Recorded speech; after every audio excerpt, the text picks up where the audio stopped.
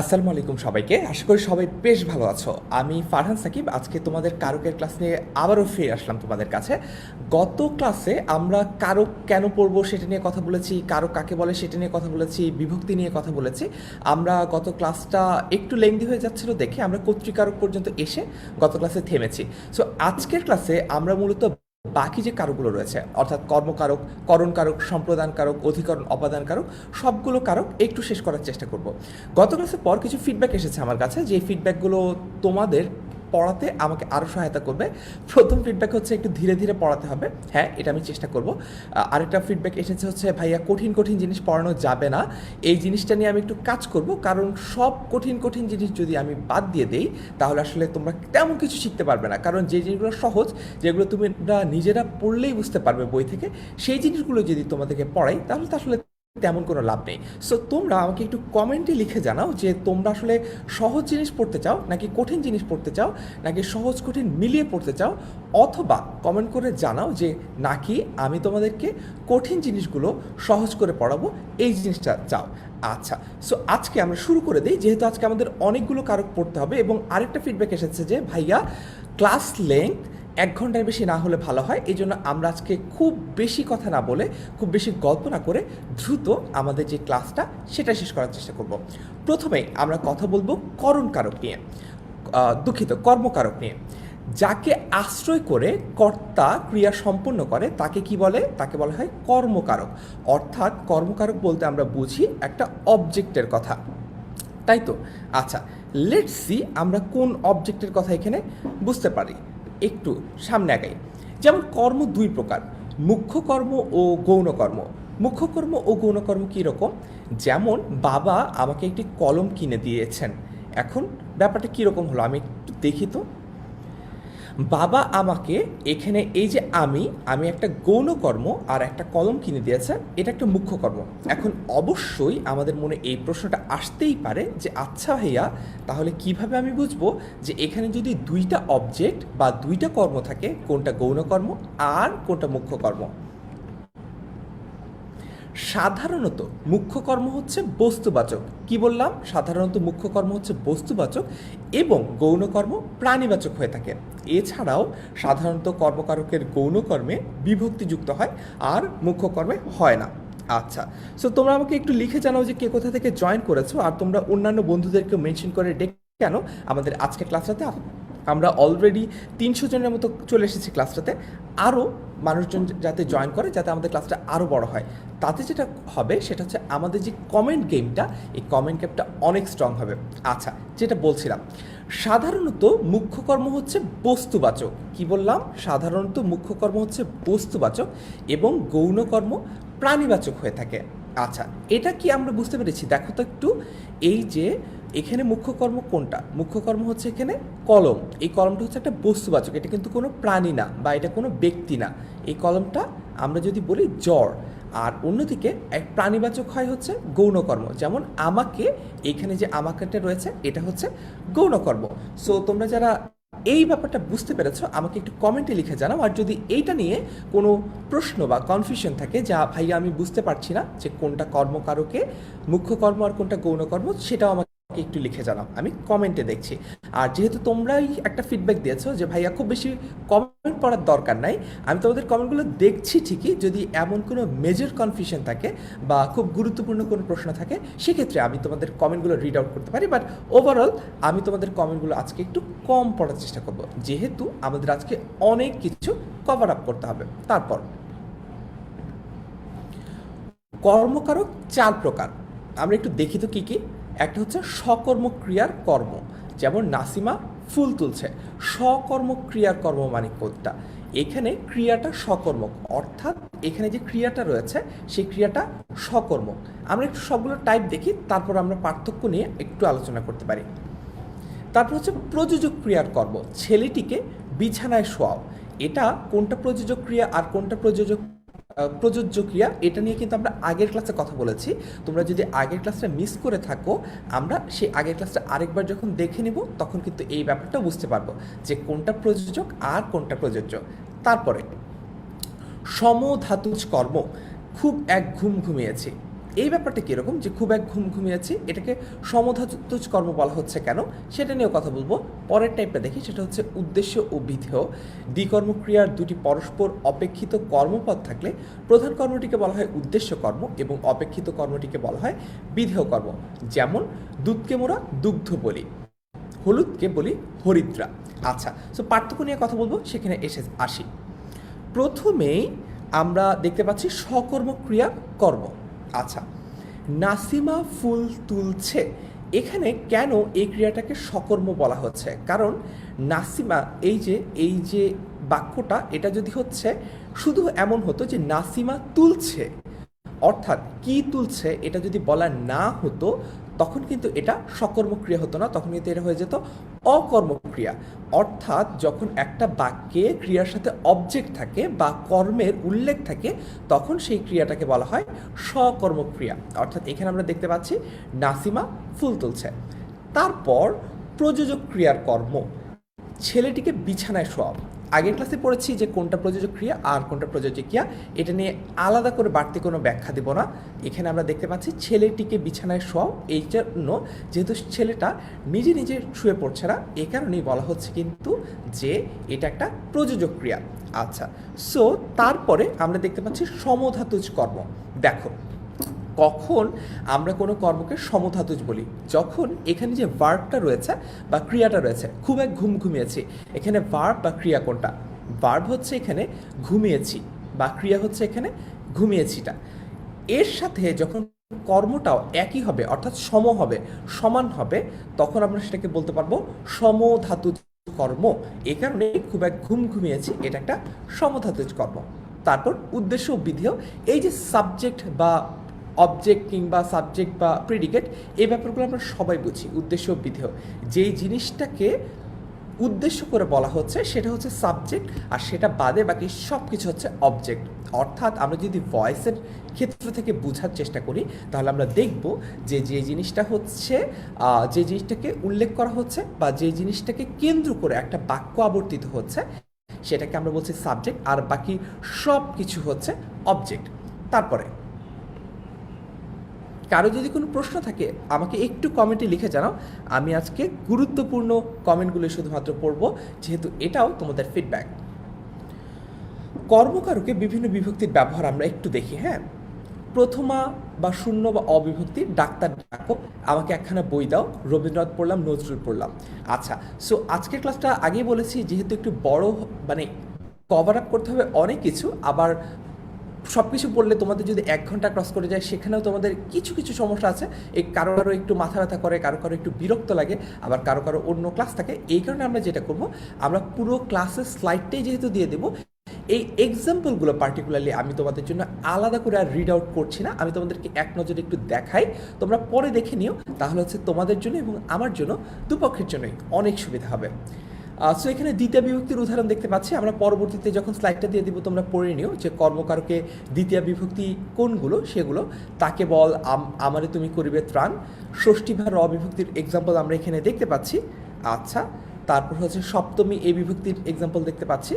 So এখন আমরা একটা গুরুত্বপূর্ণ জিনিস দেখি, সেটা হচ্ছে কখন আমরা কর্ম ভার্সেস করণকারক বুঝবো কীভাবে? মানে আমরা কীভাবে বুঝবো যে এইটা কর্মকারক? একটা বাক্য দেখে বাক্যের যখন একটা শব্দ থেকে নির্ণয় করতে দেওয়া হবে, আমি বুঝবো কীভাবে যে সেটা কি কর্মকারক নাকি করণকারক? লেটস সি কন্ডিশনগুলো কি। কর্ম করণকারকের পার্থক্য একটু দেখার চেষ্টা করি। এখানে দুইটা বিষয় লক্ষণীয়, কোনো বস্তু ব্যবহার করে কাজটা করা হয়েছে কি না, এক, আর দুই, মানবসৃষ্ট কোনো নিয়মের কথা বলা হচ্ছে কিনা। একটু এক্সাম্পল দিয়ে দেখি। দবিরের হাতে কবির বেত দিয়ে মেরেছে, এটা করণকারক, কারণ এই যে মারার যে ব্যাপারটা এটা একটা নিয়মের মধ্যে আওতাভুক্ত হয়। তারপর হচ্ছে চেষ্টায় সব হয়, করণকারক, এইখানে পার্টিকুলার নিয়ম বোঝাচ্ছে। অর্থাৎ কোনো বস্তু ব্যবহার করে কাজটা করা হয়েছে কিনা যদি আমি এটা দেখি তাহলে আমরা বুঝতে পারবো যে এইখানে একটা কর্ম ব্যবহার করা হয়েছে। অর্থাৎ এইখানে দবিরের হাতে কবির বেত দিয়ে মেরেছে, এটা করণকারক। কেন? কারণ এই যে কবির বেত দিয়ে মেরেছে অর্থাৎ কোনো কিছু দ্বারা মেরেছে। আবার চেষ্টায় সব কিছু হয় অর্থাৎ চেষ্টার দ্বারা সব কিছু হয়, এটা করণ কারক। আমরা সহজে বোঝার জন্য চেষ্টা করব যে নিয়ম বোঝাচ্ছে, এটা আমরা একটু লিখে জানাবো, ঠিক আছে? আচ্ছা, সো তারপরে আমরা করণ কারক নিয়ে পড়ব। ইন দ্য মিন টাইম তোমরা আমার জন্য যে কাজটা করবে, তোমাদেরকে আমি একটু প্র্যাকটিস সেশনের মধ্যে দিয়ে নিতে চাচ্ছি, যেহেতু তোমরা ইন্টারেক্টিভ পড়ালেখা অনেক পছন্দ করো। তোমরা আমাকে, আমি তোমাদেরকে 2 মিনিটের একটা বিরতি দিব, তোমরা আমাদেরকে 2 মিনিটের মধ্যে লিখে জানাবে যে কর্মকারক আর করণকারকের কিছু এক্সাম্পল আমাকে দিবে, ঠিক আছে? তাহলে আমি বুঝতে পারবো যে তুমি আসলেই বুঝতে পেরেছো কিনা। আচ্ছা, সেই বিরতিটা আমরা দিব, তবে তার আগে আমরা একটু করণকারক সম্পর্কে পড়ে নিই, ঠিক আছে? তাহলে তোমরা এক একটা বাক্যে আমি যখন তোমাদেরকে বিরতিটা দেবো, কর্মকারক আর করণকারক নিয়ে আমাদেরকে লিখে জানাবে। আচ্ছা, সো এখন একটু করণকারক দেখি। করণ শব্দটার অর্থ হচ্ছে যন্ত্র, সহায়ক বা উপায়। ক্রিয়া সম্পাদনের যন্ত্র, উপকরণ বা সহায়ককেই করণকারক বলা হয়। খুবই সহজ কথা। বাক্যস্থিত ক্রিয়াপদের সাথে কিসের দ্বারা, কি উপায় প্রশ্ন করলে যে উত্তরটা পাওয়া যায় তাকেই করণকারক বলে। যেমন নীরা কলম দিয়ে লেখে, এখানে উপকরণ কলম। জগতে কীর্তিমান হয় সাধনায়, এখানে উপায় হচ্ছে সাধনা। তারপরে করণকারকে বিভিন্ন বিভক্তির ব্যবহার আমরা একটু দেখি। প্রথম বা শূন্য বিভক্তি ব্যবহার হয়, ছাত্ররা ব্যাট দিয়ে খেলে। তৃতীয়া বা দ্বারা বিভক্তি হয়, লাঙ্গল দ্বারা জমি চাষ করা হয়। ষষ্ঠী বিভক্তি, আত্মার সম্পর্কই আত্মীয়।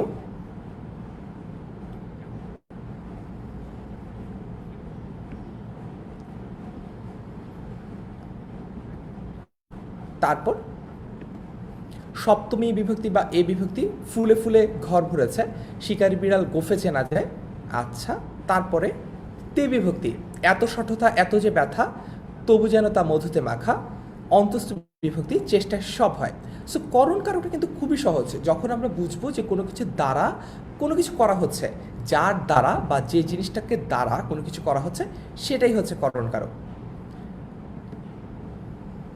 খেলার উপকরণ বোঝালে করণ কারক হবে, কারণ ছেলেরা বল খেলে। এখানে দ্বারাটা উজ্জ্ব থাকলেও আমরা কিন্তু বুঝতে পারছি যে ছেলেরা বল দিয়ে খেলে। কিন্তু উপকরণ না বোঝালে, সরাসরি খেলার নাম বোঝালে তা হবে কর্ম, অর্থাৎ ছেলেরা ক্রিকেট খেলে। এটা কিন্তু এখানে ক্রিকেট কিন্তু কর্ম, অর্থাৎ ক্রিকেট দ্বারা দিয়ে কিন্তু তারা খেলছে না। আচ্ছা, তবে যে সকল খেলার নাম উপকরণের নাম একই, সেসব ক্ষেত্রে এটা কর্মকারক হবে, যেমন বাস্কেটবল, ফুটবল ইত্যাদি। আচ্ছা, সম্প্রদান কারকটা আমরা পড়বো, তার আগে তোমাদের একটা টাস্ক দিয়েছি, সেই টাস্কটা তোমাদের ফুলফিল করতে হবে। সেটা হচ্ছে তোমরা আমাকে এখন কমেন্টে লিখে জানাবে যে আমাদের, আমরা কমেন্টে এখন লিখে জানাবো যে কোনটা কোনটা কর্মকারক আর কোনটা কোনটা হচ্ছে করণকারক। অর্থাৎ আমরা এখন আমাদের এই যে কমেন্ট সেকশন রয়েছে, কমেন্ট সেকশনে আমরা কর্মকারক, আমরা কিছু এক্সাম্পল লিখবো কর্মকারকের। আমরা দুইটা পক্ষ হয়ে গেমটা খেলবো, ঠিক আছে? আমাদের বন্ধুদের একটা পক্ষ কর্মকারকের এক্সাম্পল লিখবো, আর একটা পক্ষ হচ্ছে আমরা কি লিখবো, করণকারকের এক্সাম্পল লিখবো। তোমাদের সময় হচ্ছে একদম 4 মিনিট, তোমাদের টাইম স্টার্টস নাও।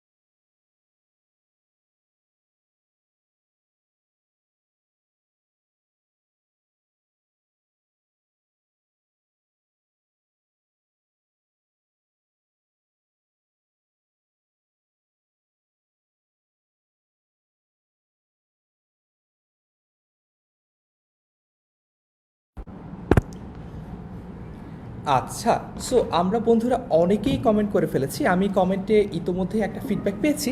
এটা মনে হয় আমারই সমস্যা যে আমি মনে হয় একটু দ্রুত কথা বলি। তো এখন থেকে আমি চেষ্টা করব ধীরে ধীরে কথা বলার। তারপরেও যদি তোমাদের কাছে মনে হয় যে আমি বেশি দ্রুত কথা বলছি, আমাকে আবার একটু কমেন্টে লিখে জানিও, ঠিক আছে? সো আমরা একটু দেখি যে কোন টিমটা জিতলো, টিম কর্ম নাকি টিম করণ। দেখা যাক কমেন্টগুলো কি কি এসেছে।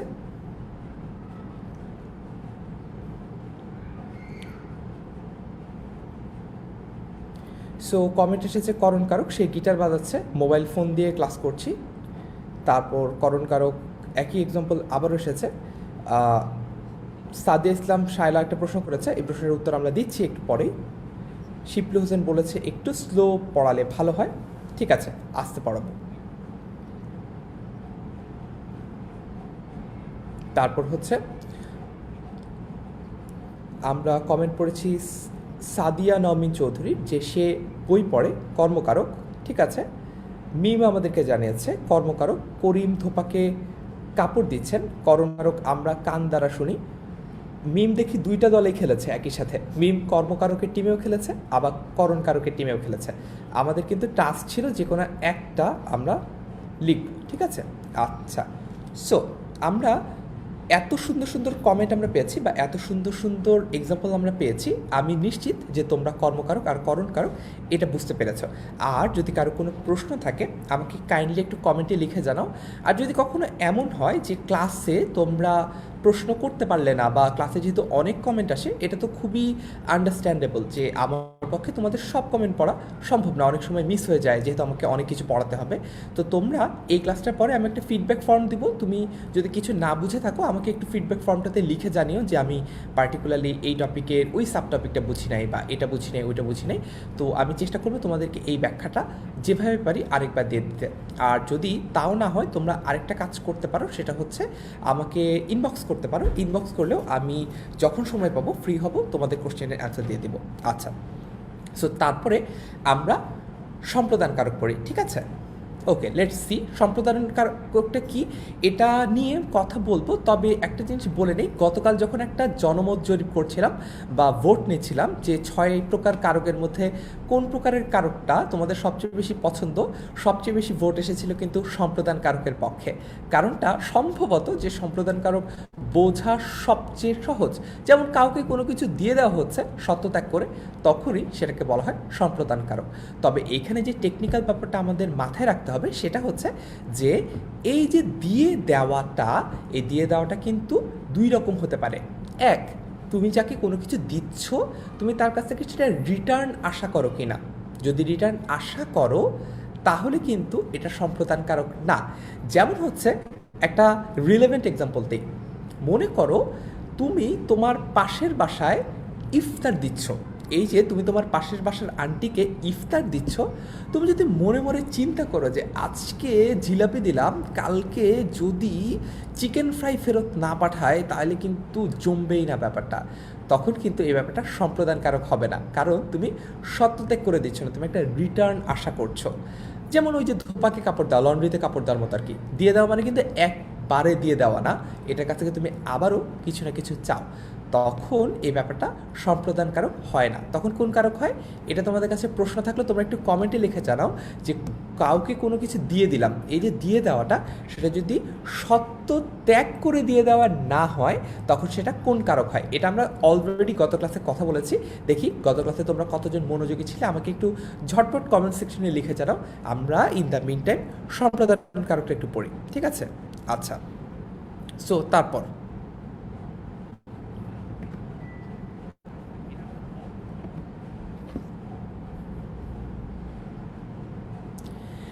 যাকে সত্য ত্যাগ করে দান, অর্চনা, সাহায্য ইত্যাদি করা হয় তাকে সংস্কৃত ব্যাকরণ অনুযায়ী বলা হয় সম্প্রদানকারক। অর্থাৎ যাকে ত্যাগ করে যাকে কোনো কিছু দেওয়া হচ্ছে তাকেই কিন্তু সম্প্রদানকারক বলা হচ্ছে। আচ্ছা, সো তারপর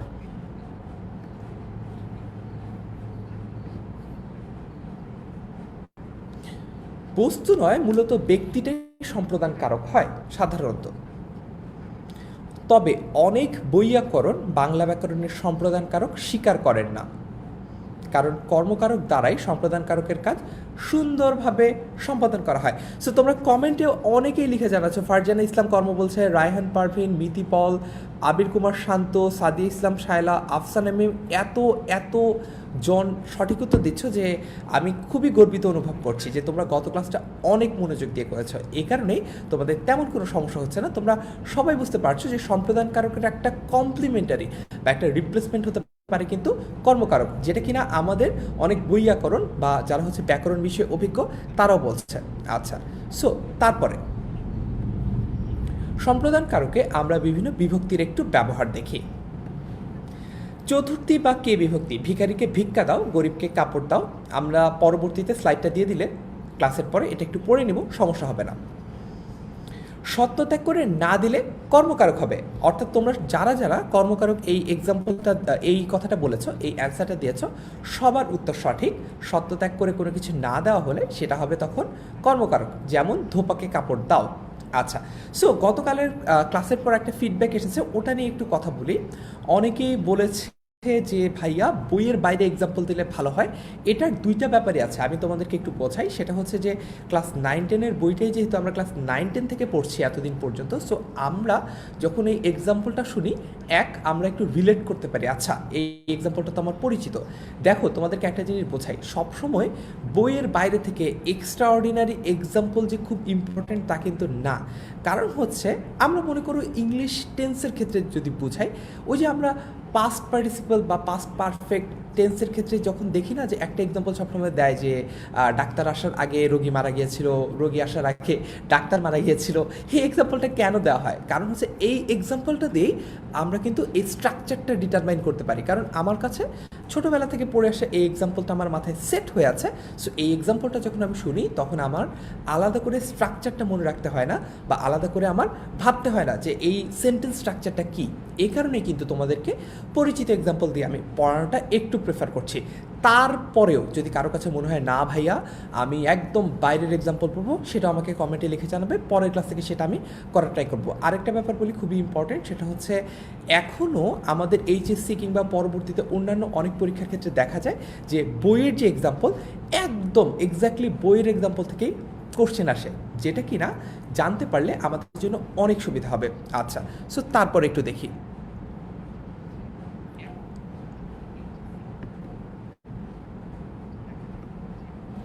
সপ্তমী বা এ বিভক্তি, সৎপাত্রে কন্যা দান করো, সমিতিতে চাঁদা দাও। এখন প্রশ্ন হচ্ছে, এটা একটা গুরুত্বপূর্ণ প্রশ্ন, আমি একটু তোমাদের কাছ থেকে কমেন্টে উত্তর চাই, দেখি তোমরা বলতে পারো কিনা যে সমিতিতে চাঁদা দাও এটা কিভাবে সম্প্রদানকারক। কারণ হচ্ছে সমিতিতে এই যে চাঁদা দেওয়ার ব্যাপারটা, এইটাকে আমি সত্যত্যাগ করে দিয়ে দিচ্ছি। আমাকে একটু লিখে জানাও তো কমেন্টে যে কেন সমিতিতে চাঁদা দেওয়ার এই ব্যাপারটাকে আমরা মনে করছি যে এটা সম্প্রদানকারক। আমি একটু কমেন্ট দেখি।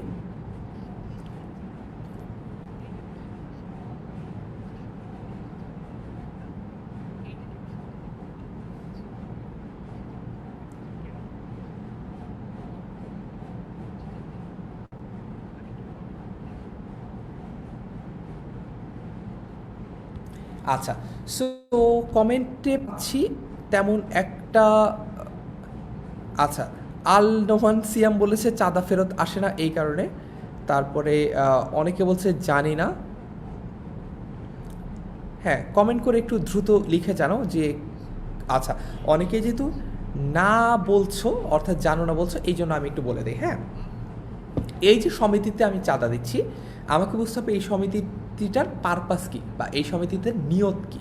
এটা যদি একটা সমবায় সমিতি হয় যে আমরা সবাই মিলে টাকা দিব, টাকা জমিয়ে একটা জমি কিনবো বা একটা মুরগির খামার দিব, তাহলে কিন্তু সমিতিতে চাঁদা দেওয়াটা আমি একটা রিটার্ন চাই। অর্থাৎ আমি প্রতি মাসে মনে করো 100 টাকা করে জমা দিচ্ছি, আমি চাই যে এই 100 টাকাটা জমে জমে যখন অনেক টাকা হবে তখন আমরা সবাই মিলে কিছু একটা করব, বা তখন আমি একটা রিটার্ন চাই।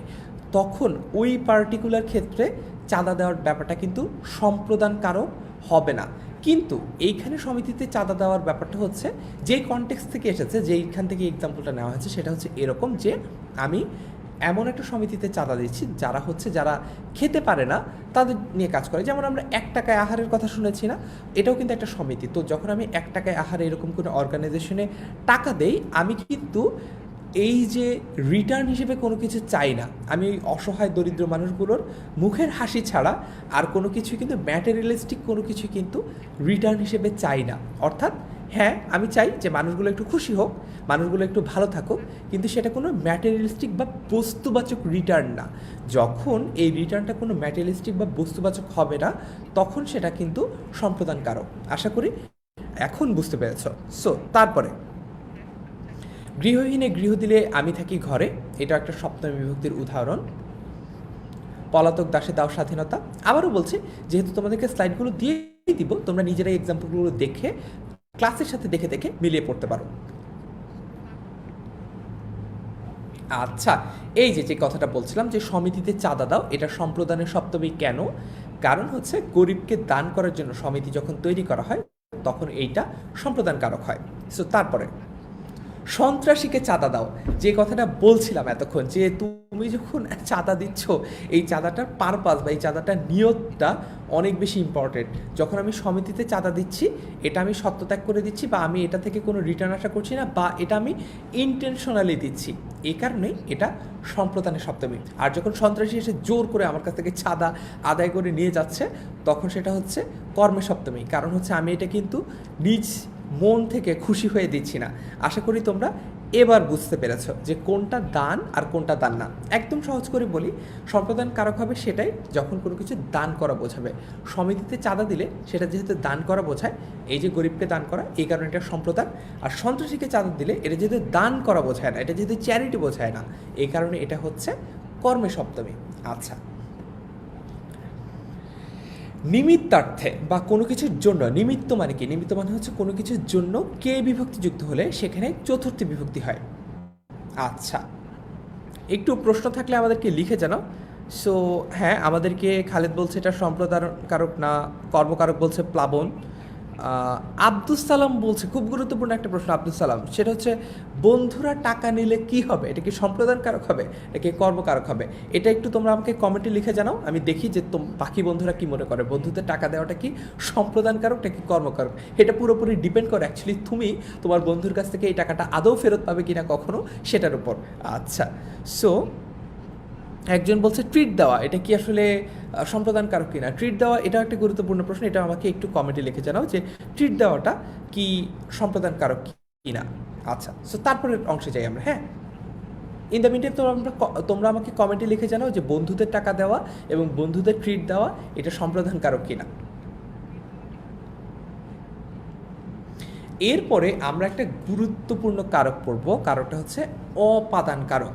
আচ্ছা, সো অপাদান কারক নিয়ে আমাদের অনেকেরই কনফিউশন থাকে, আমরা অনেকেই বুঝতে পারি না যে অপাদান কারকটা আসলে কি। কারণ আমরা একটা জিনিস বলি, কেন বুঝতে পারি না, কনফিউশনের কারণটা যদি বলে দেই তাহলে আশা করি বুঝতে পারবো। অন্য যে কারকগুলো রয়েছে, কর্তৃকারক সবসময় ফিক্সড, যে বাক্যের যে কর্তৃ বা কর্তা সেই হবে হচ্ছে কর্তৃকারক। কর্মকারকের ক্ষেত্রে যে বাক্যের অবজেক্ট সেই হবে কর্মকারক। কিন্তু অপাদানকারকের ক্ষেত্রে দেখা যায় যে অনেকগুলো আলাদা আলাদা ভ্যারিয়েবল থেকে কিন্তু অপাদানকারক হতে পারে। কোন কোন জায়গা থেকে অপাদানকারক হতে পারে? যা থেকে কিছু বিচ্যুত, গৃহীত, জাত, বিরত, আরম্ভ, দূরীভূত ও রক্ষিত হয়, এবং যা দেখে কেউ ভীত হয় তাকেই অপাদানকারক বলে। অর্থাৎ বুঝতে পারলাম যে এখানে অনেকগুলো আলাদা আলাদা কম্পোনেন্ট থেকে আমি একটা বাক্যে অপাদানকারক ডিটারমাইন করতে পারি। অর্থাৎ আমরা দেখব যে কোনো একটা জিনিস থেকে কিছু বিচ্যুত হয়েছে কিনা, কোনো কিছু গৃহীত বা গ্রহণ করা হয়েছে কিনা, কোনো কিছু জাত বা উৎপন্ন হয়েছে কিনা, বিরত হয়েছে কিনা, আরম্ভ বা দূরীভূত বা রক্ষিত হয়েছে কিনা। সো অনেকগুলো ব্যাপার আছে, আমরা একটু একটু করে এক্সাম্পল দেখি, তাহলে আশা করি বুঝতে পারবো। বিচ্যুত মানে কি? বিচ্যুত মানে হচ্ছে ছুটে যাওয়া। ওই যে বলে না যে তুই একদম বখাটে হয়ে গেছিস, তুই একদম নষ্ট হয়ে গেছিস। সো এটা হচ্ছে ট্র্যাক থেকে বিচ্যুত হয়ে যাওয়া। তার মানে হচ্ছে যে বলে না যে রেল লাইন থেকে বিচ্যুত হয়ে গেছে ট্রেন, তো এই যে রেল যোগাযোগ বন্ধ, আমরা তো মাঝে মাঝে নিউজে এরকম জিনিসটা দেখি। তো বিচ্যুত মানে হচ্ছে ওই ট্র্যাক থেকে সরে যাওয়া। তো গাছ থেকে পাতা পড়া, তার মানে চ্যুত হওয়া, অর্থাৎ আলাদা হওয়া। বিচ্যুত বলতে আলাদা হওয়া বোঝায়, ঠিক আছে? মেঘ থেকে বৃষ্টি পড়ে, ছাদ থেকে পানি পড়ে, সবগুলো যেহেতু বিচ্যুত হওয়া বোঝায়, এই কারণে এগুলো কি? এগুলো হচ্ছে অপাদানকারক। আচ্ছা, সো তারপরে গৃহীত, শুক্তি থেকে মুক্ত মেলে দুধ থেকে দই হয়। জাত, জমি থেকে ফসল পাই, খেজুর রসে গুড় হয়, অর্থাৎ কোনো কিছু উৎপন্ন হওয়ার কথা বোঝাচ্ছে। জাত মানে হচ্ছে কোনো কিছু উৎপাদন হওয়া। বিরত, পাপে বিরত হও, মানে পাপ করা থেকে বিরত থাকো বা পাপ করো না, এটাকে বলা হচ্ছে বিরত। দূরীভূত, দেশ থেকে পঙ্গপাল চলে গেছে। পঙ্গপাল কি জিনিস এটাকে আমরা জানি। পঙ্গপাল মানে হচ্ছে এক ধরনের পোকা, এগুলো অনেকগুলো দলে দলে ফসলের উপর আক্রমণ করে এবং যেই ফসলের জমির উপর দিয়ে পঙ্গপাল যায় সেই ফসল একদম তছ নচ করে দিয়ে যায়, অর্থাৎ সেই ফসলটা একদম ধ্বংস করে দিয়ে যায়। আফ্রিকার অনেক দেশে এরকম দুর্ভিক্ষের কারণ হয় হচ্ছে পঙ্গপাল, কারণ পঙ্গপাল প্রচুর পরিমাণে ফসল নষ্ট করে। আচ্ছা, রক্ষিত, বিপদ থেকে বাঁচাও। আরম্ভ, সোমবার থেকে পরীক্ষা শুরু। ভীত, বাক্যে ভয় পায় না কে, অর্থাৎ আমরা কিন্তু দেখতে পাচ্ছি যে অনেকগুলো কম্পোনেন্ট থেকে অপাদান কারক ডিটারমাইন করা যেতে পারে। বিচ্যুত, গৃহীত, জাত, বিরত, দূরীভূত, রক্ষিত, আরম্ভ এবং ভীত। আর অপাদান কারকে বিভিন্ন বিভক্তি ছাড়াও হইতে, হতে, থেকে, দিয়া, দিয়া, কর্তৃক ইত্যাদি অনুসর্গ ব্যবহৃত হয়। অর্থাৎ এই যে আমি যখন বলছি যে গাছ থেকে পাতা পড়ে, এইখানে যে থেকেটা আছে এই থেকেটা কিন্তু বিভক্তি না। এই বিভক্তি না কেন সেটা বলি, এখানে আলাদা করে কিন্তু এটা দ্বারা দিয়া কর্তৃক বা আলাদা করে কিন্তু এটা যে কোনো মিনিং নাই তা কিন্তু না, এটার এক্স্যাক্ট মিনিং আছে, অর্থাৎ এটা একটা সম্পর্ক তৈরি করছে। কোথা থেকে পাতাটা পড়ছে? গাছ থেকে পাতাটা পড়ছে, এই কারণেই বলা হচ্ছে যে এখানে এটা বিভক্তি ছাড়াও হতে পারে। আচ্ছা, সো তারপরে আমাদেরকে আখি বলছে যে আজকে অনেক দ্রুত পড়াচ্ছেন। এটা আমার জন্য একটা উভয় সংকট বটে যে তোমরাই বলেছো যে 1 ঘন্টার বেশি যদি ক্লাস হয় তাহলে মাথা ব্যথা করে, তাহলে আমি কি করতে পারি? এখন তোমরা আমাকে একটু কমেন্টে লিখে জানাও যে আমি আসলে কীভাবে মানে পড়াবো কীভাবে। আমি কি ছোটো ছোটো করে পড়াবো নাকি হচ্ছে আমি 1 ঘন্টার বেশি ক্লাস এক্সটেন্ড করব? যদি দ্রুত বলতে চাই সেটাও তোমাদের জন্য সমস্যা যে তোমরা আসলে বুঝতে পারো না। আর যদি ধীরে ধীরে বলি তাহলে হচ্ছে ক্লাস লেন্থ 1.5 ঘন্টাও ক্রস করে যাবে, যেহেতু আমাদের অনেক কিছু পড়তে হবে। একটু কমেন্টে লিখে জানাও তাহলে হচ্ছে আমি বুঝতে পারবো। হ্যাঁ, আচ্ছা, তো তারপরে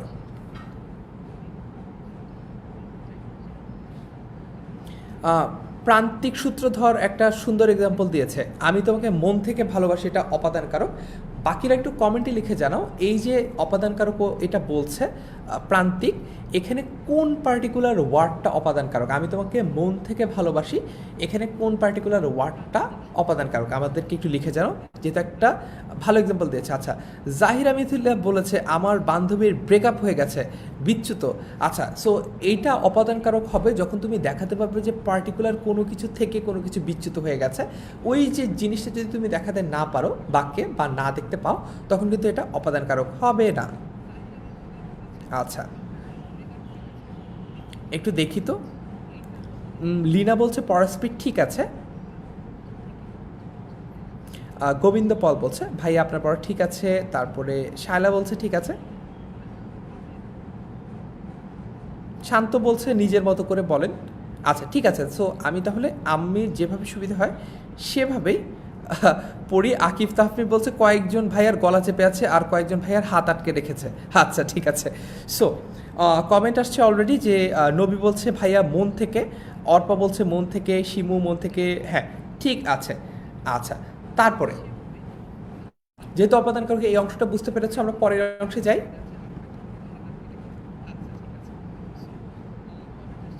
অপাদান কারকে আমরা বিভিন্ন বিভক্তির প্রয়োগটা একটু দেখি। প্রথমা শূন্য বা অবিভক্তি, বোটা আলগা ফল গাছে থাকে না। এখানে এটা কেন প্রথমা বিভক্তি? কারণ বোটা আলগা এখানে আলাদা করে কিন্তু কোনো বিভক্তির প্রয়োগ করা হয় নাই। তারপরে দ্বিতীয় বাক্যে বিভক্তি, বাবাকে বড্ড ভয় পাই, এইটা পঞ্চমী বিভক্তি, চাল থেকে ভাত হয়, ভাত থেকে জাউ হয়। ষষ্ঠী বা রব এর বিভক্তি, যেখানে বাঘের ভয় সেখানে সন্ধে হয়। সো এইখানে যে বিভক্তিগুলো রয়েছে তোমরা একটা জিনিস দেখো, তোমাদের জন্য একটা টাস্ক আছে, ঠিক আছে? তোমরা আজকের ক্লাসের পরে যখন আমি স্লাইডগুলো দিয়ে দিব তখন তোমরা একটা কাজ করবা, সেটা হচ্ছে যে এখানে কিন্তু পার্টিকুলারলি তোমাদের জন্য আমি বলে দেই নাই যে বোটা আলগা ফল গাছে থাকে না এখানে কোনটা অপাদান কারক, বা বাবাকে বড্ড ভয় পাই এখানে কোনটা অপাদান কারক, এটা কিন্তু তোমাদের জন্য আমি ইচ্ছে করে মেনশন করে দেই নাই। সো তোমরা এই স্লাইডটা নিয়ে বসবা এবং খাতার মধ্যে লিখবা, এক্সাম্পলগুলো লিখবা, লিখে হচ্ছে যেটা অপাদান কারক, যেটা সম্প্রদান কারক, যেটা হচ্ছে কর্মকারক করণ কারক, সেটা হচ্ছে আন্ডারলাইন করবা, যাতে করে তোমরা নিজেরাই বুঝতে পারো। একটা ছোট্ট ট্রিক দিয়ে দেই, সেটা হচ্ছে যেহেতু তোমরা দেখতে পাচ্ছ এখানে দ্বিতীয় বা কে বিভক্তির কথা বলা হচ্ছে, অর্থাৎ বাবাকে বড্ড ভয় পাই একটা বাক্য যখন তুমি ফাইন্ড আউট করার চেষ্টা করবে যে একটা বাক্যে এই বাক্যটাতে কোনটা অপাদান কারক, তখন তুমি দেখবে যে এখানে পাশে যে লেখা আছে কে বিভক্তি ব্যবহার করা হয়েছে, কোনটা সাথে কে বিভক্তি আছে, তখনই কিন্তু তুমি বুঝে ফেলবে যে এখানে অপাদান কারক কোনটা। আচ্ছা, রিফাত বলছে ফাদার, সো হ্যাঁ ঠিক আছে, অপাদান কারক এটা। এটা তোমাদের বাসার জন্য হোমওয়ার্ক থাকলো। তারপরে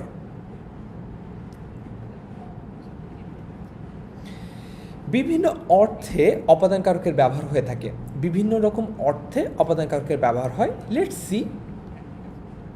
স্থানবাচক, তিনি চট্টগ্রাম থেকে এসেছেন, অর্থাৎ একটা জায়গা থেকে তিনি এসেছেন, এই কারণে এটা হচ্ছে স্থানবাচক অপাদান কারক। দূরত্ব জ্ঞাপক, ঢাকা থেকে চট্টগ্রাম 200 কিলোমিটারেরও বেশি।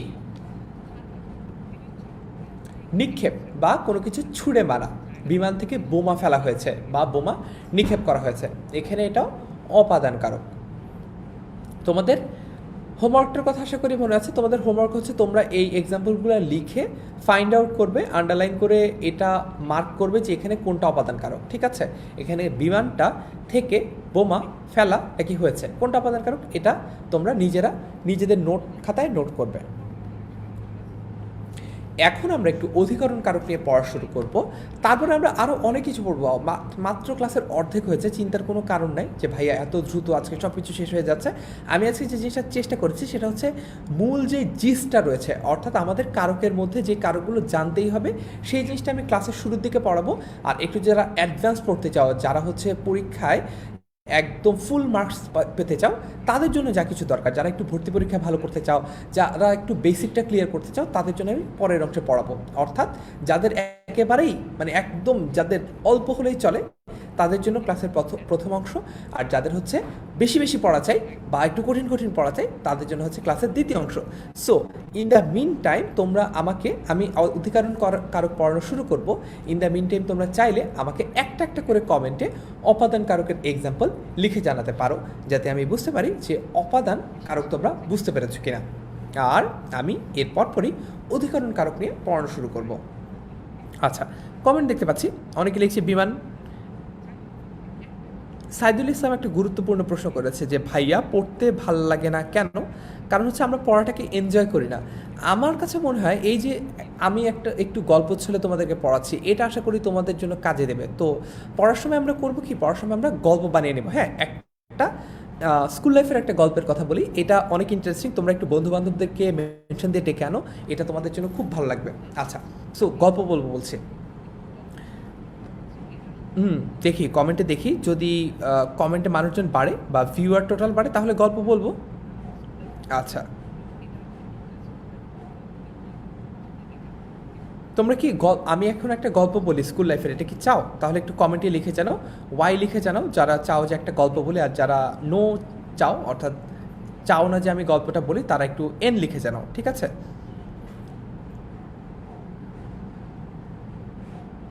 আচ্ছা। সো স্কুল লাইফের গল্প একটু কমেন্টে তোমরা লিখে জানাবে যে আমি স্কুল লাইফের একটা মজার গল্প বলি, এটা তোমরা চাও কি না। আচ্ছা, নাবি বলছে হ্যাঁ ভাইয়া গল্প বলেন। হালিনা বলছে ওয়াই। মৌনতা ঐশী বলছে ইয়েস ইয়েস। ফারহান ভাই ক্লাস থেকে ত্যাগ করলো। কি ত্যাগ করলাম এটা না বললে তো হবে না। আচ্ছা, সো অনেকেই যেহেতু গল্পটা শুনতে চাচ্ছ, সো আমরা এখন একটু অ্যাটেনশন স্প্যান ধরে রাখার জন্য একটা গল্প বলি। এটা কিন্তু একটা ট্রিক, মানে এমন না যে খুব সিরিয়াস স্টুডেন্ট আছে না কিছু একটু আতেল টাইপের, এরা মনে করে দার ভাইয়া কি একটা অবস্থা, ক্লাসের মধ্যে গল্প টল্প বলে, ক্লাস করতে আসছে ক্লাস করবো কি গল্প টল্প কেন বলবো। আচ্ছা, সো গল্প বলার ইম্পর্টেন্সটা বলি। আমরা লাইফে অনেক কিছু কিন্তু পড়ে এসেছি, তাই না? কিন্তু সবগুলো ইনসিডেন্ট কি আমাদের মনে আছে? সবগুলো ফ্যাক্ট কি আমাদের মনে আছে? আমরা ত্রিকোণমিতির যে সূত্রগুলো সবগুলো কি সবসময় মনে রাখতে পারি? তারপর হচ্ছে মনে করো আমরা ছোটোবেলা থেকে অনেক কিছু পড়ে এসেছি, সব কিছু কি মনে রাখতে পারি না। কিন্তু আবার একটা জিনিস দেখো তো, এই যে একজন ভদ্রলোক ইখতিয়ারউদ্দিন মোহাম্মদ বিন বখতিয়ার খিলজি, তার নামটা কিন্তু আমরা এখনও ভুলি নাই।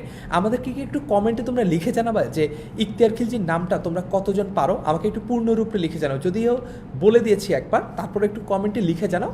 তারপরে মানুষের সাইকোলজিটা এটা নিয়ে কি সেটা বলবো, যে কেন আমরা ইখতিয়ার খিলজির নামটা জানি আর আমরা মনে করো আরও অনেকের নাম ভুলে গেছি।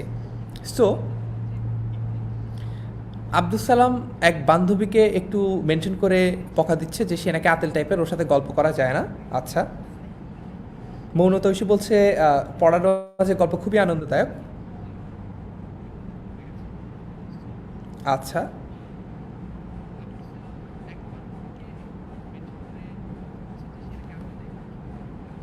ও বাবা, নিলয় একটা কমেন্ট করেছে ইখতিয়ার উদ্দিন মোহাম্মদ বিন বখতিয়ার খিলজি। অভিজিৎ সরকার প্রাবণ লিখেছে ইখতিয়ার উদ্দিন মোহাম্মদ বিন বখতিয়ার খিলজি। এখন মনে হয় বাকিটা সবাই কমেন্ট কপি পেস্ট করে দিয়ে দিচ্ছ। সো ফার্স্ট হয়েছে আজকের এই কম্পিটিশনে, আজকের এই গেমে ফার্স্ট হয়েছে হাসিবুর রহমান নিলয়। ও হচ্ছে পুরো যে নামটা রয়েছে ইখতিয়ার উদ্দিন মোহাম্মদ বিন বখতিয়ার খিলজি সেটা পুরোটুকু লিখতে পেরেছে। এখন প্রশ্ন হচ্ছে, আমরা এটা কিন্তু ভুলে যাই যে মনে করো যে বাংলাদেশের জিকের ক্ষেত্রে বলছি যে বাংলাদেশের প্রথম বিচারপতি কে ছিলেন, এটা কিন্তু আমরা মনে রাখতে পারি না। কিন্তু আমরা এটা মনে রাখতে পারি যে লখনৌকে দখল করেছিল 17টা ঘোড়া নিয়ে, এগুলো কিন্তু আমরা মনে রাখতে পারি। কেন? That's where the difference belong. কারণ হচ্ছে আমাদের ব্রেইন ফ্যাক্ট, নাম্বার, এই জিনিসগুলোকে তখনই ভালো প্রসেস করতে পারে যখন সেটার সাথে একটা গল্প রিলেটেড থাকে। অর্থাৎ আমরা ইখতিয়ার উদ্দিন মোহাম্মদ বিন বখতিয়ার খিলজির নাম এ কারণেই ভুলি না, কারণ হচ্ছে যে আমরা একটা গল্প দিয়ে ব্যাপারটাকে রিলেট করি। ওই যে 17 জন সৈন্য নিয়ে তিনি হচ্ছে এই জায়গাটা দখল করেছিল, এই কারণে। কোন জায়গাটা দখল করেছিল এটা আমাকে একটু কমেন্টে লিখে জানাও, দেখি তোমাদের গল্প মনে রাখার রেটটা কত হাই। সো দেখতে পাচ্ছ অনেক স্টুডেন্টরা নতুন করে জয়েন করেছো। আচ্ছা, সো যে গল্পটা বলবো স্কুল লাইফে সেটা বলি। আগে আগে রিজনটা বলেছি গল্প বলার, এখন একটু গল্পটা বলি, ঠিক আছে? আমার যখন ছোটোবেলা ছিল তখন হচ্ছে আমাদের একটা একটা অ্যাড দেখাতো, একটা এক্স পারফিউম। তো এক্স পারফিউমটা মনে হয় তোমরা অনেকেই চিনো। আইসয়ার আমাকে এক্স আজকের এই ক্লাসে ওদের ব্র্যান্ডিং করার জন্য কোনো ধরনের কোনো কমিশন দিচ্ছে না, তারপরেও আমি ছোটোবেলার একটা মজার গল্প বলতে তাদের নামটা বলি। সো এক্সের এই পারফিউমের একটা মজার অ্যাড ছিল, সেটা হচ্ছে এই এক্স পারফিউমটা দিলে দেখা যেত উপর থেকে পরি পড়ছে, ওই যে এঞ্জেল ফল করতো, ঠিক আছে? যে পরিটা হচ্ছে এই গন্ধে আকৃষ্ট হয়ে চলে আসতো, ধূপধাপ আকাশ থেকে বৃষ্টি না পড়ে দেখা যেত যে পরি পড়ছে। আচ্ছা, সো কেন এই ঘটনাটি ইন্টারেস্টিং সেটা বলি।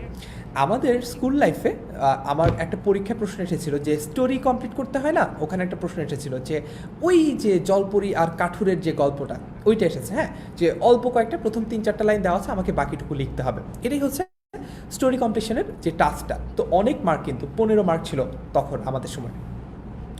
তো আচ্ছা, এখন ঘটনা হলো কি, আমি মনে করলাম স্কুল লাইফের শেষ পরীক্ষা, একটু মজা করবো না, একটু প্রতিভা দেখাবো না, এটা তো হতেই পারে না। তো ওখানে প্রতিভা দেখানোর দুইটা জায়গা ছিল, কারণ হচ্ছে গল্পটা চাইলেও তো নিজের মতো করে বেন্ড করে আমি লিখতে পারতাম না। গল্পটা যা অ্যাকচুয়াল ঘটনা তাই কিন্তু লিখতে হবে, কাঠুরিয়ার জলপরির গল্প যদি দেওয়া হতো।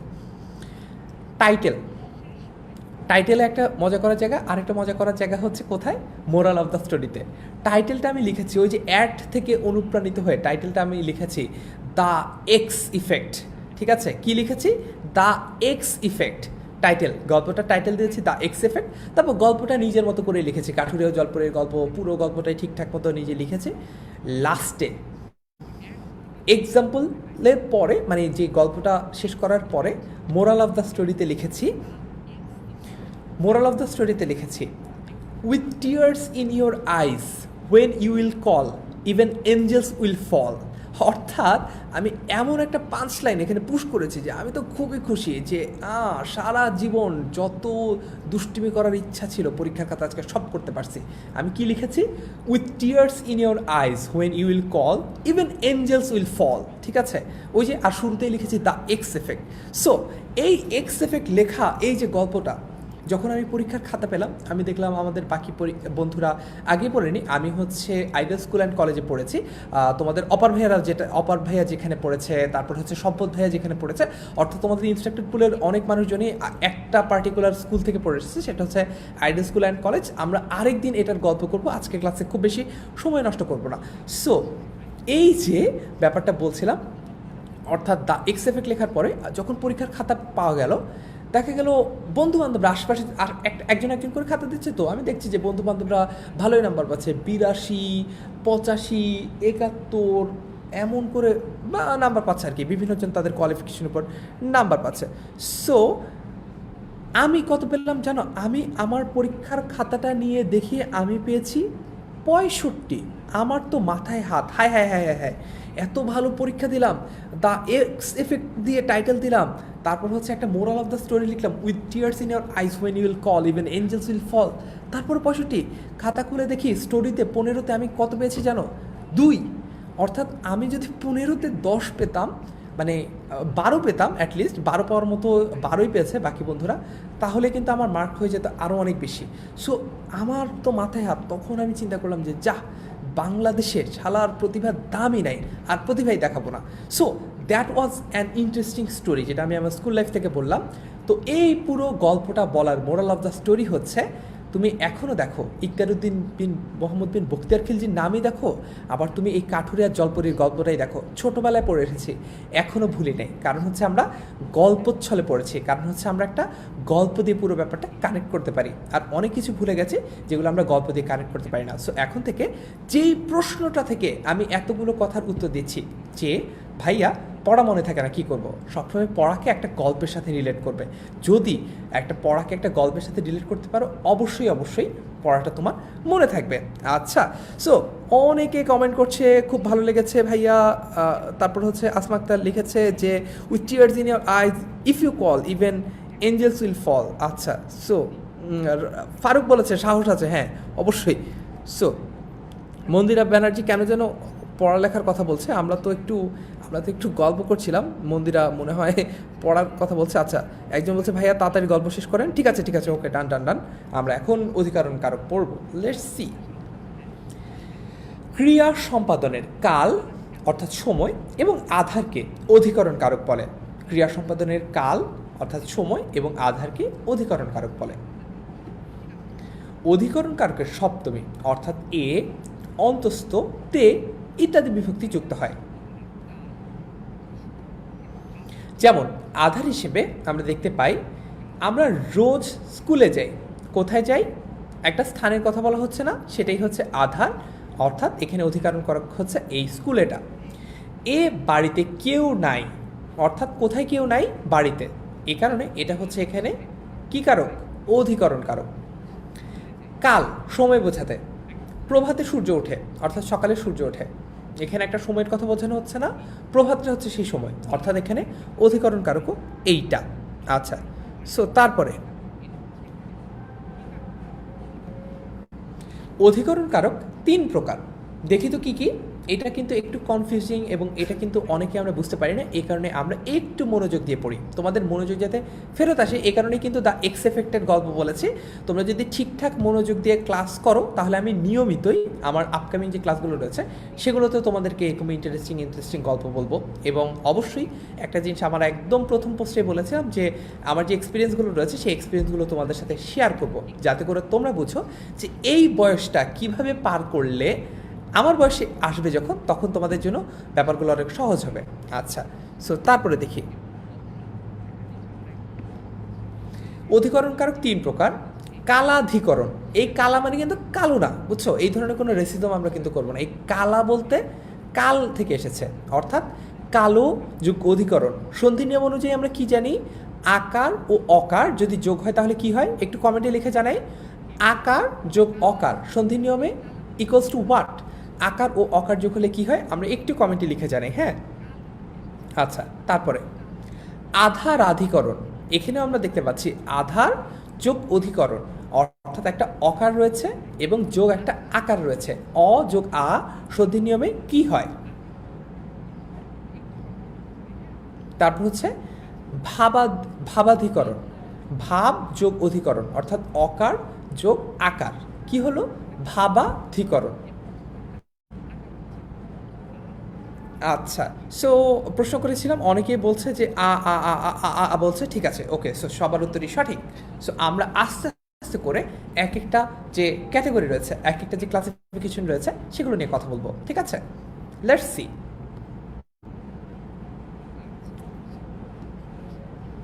কাল মানে সময়। সময় বোঝালে কালাধিকরণ হবে, অর্থাৎ কাল, ওই যে আমরা বলি না যে অতীতকাল, ভবিষ্যৎকাল, বর্তমানকাল। কাল মানে কি? কাল মানে খুবই সহজ, কাল মানে হচ্ছে সময়। কাল আর কালো দুইটা কিন্তু আলাদা, ঠিক আছে? আমরা ইভেন বোঝার সুবিধার্থে যখন বানান হিসেবে লিখবো, কালো লেখার সময় ওকার দিয়ে লিখবো, তাহলে আমরা কনফিউজড হব না যে কোনটা সময় বোঝাচ্ছে আর কোনটা ব্ল্যাক বোঝাচ্ছে, ঠিক আছে? আচ্ছা, সো সময় বোঝালে কি হবে? কালাধিকরণ হবে। যেমন প্রভাতে সূর্য ওঠে। আচ্ছা, সকাল, ভোর রাত, সেকেন্ড, মিনিট, ঘন্টা, গ্রীষ্মকাল, শীতকাল, রোজ, আজ, কাল, গতকাল, এসব বোঝালে কী করণ হবে? কালাধিকরণ। কালো যোগ অধিকরণ, অকার সরেয় যোগ সরেয়া ইকুয়ালস টু সরেয়া, কালো যোগ অধিকরণ হয়ে গেল কালাধিকরণ। আচ্ছা, তারপর যদি কোনো ক্রিয়াবাচক বিশেষ্য অন্য ক্রিয়ার কোনরূপ ভাবের অভিব্যক্তি প্রকাশ করে তবে তাকে ভাবাধিকরণ বলে। ভাবাধিকরণে সর্বদাই সপ্তমী বিভক্তির প্রয়োগ হয় বলে একে ভাবে সপ্তমী বলা হয়। আচ্ছা, একটু অ্যাডভান্স লেভেলের পড়া, সবার মনে রাখতে হবে না। যারা হচ্ছে মনে করো যে বেসিকটুকু পড়লেই হবে, তারা চোখ কান সব বন্ধ করে রাখতে পারো, এইটুকু অংশ তোমাদের না পড়লে হবে। আচ্ছা, সো যদি কোনো ক্রিয়াবাচক বিশেষ্য, কি বিশেষ্য? ক্রিয়াবাচক বিশেষ্য অন্য ক্রিয়ার কোনরূপ ভাবের অভিব্যক্তি প্রকাশ করে তবে তাকে ভাবাধিকরণ বলে। ভাবাধিকরণে সর্বদাই সপ্তমী বিভক্তির প্রয়োগ হয় বলে একে ভাবে সপ্তমী বলা হয়। যেমন সূর্যোদয়ে অন্ধকার দূরীভূত হয়, কান্নায় শোক মন্দীভূত হয়, ঠিক আছে?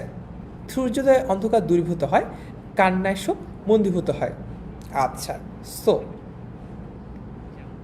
আমরা ভাবাধিকরণটাও দেখে নিলাম, আর এটার এক্সপ্লেনেশন আমরা অবশ্যই জানবো, তবে আরেকটু সামনে আগাই, ঠিক আছে? যেহেতু আগেই বলেছি অ্যাডভান্স লেভেলের জিনিসপত্র খুব বেশি তোমার দরকার পড়বে না, এই কারণে এটার একটু এক্সপ্লেনেশন স্কিপ করলাম।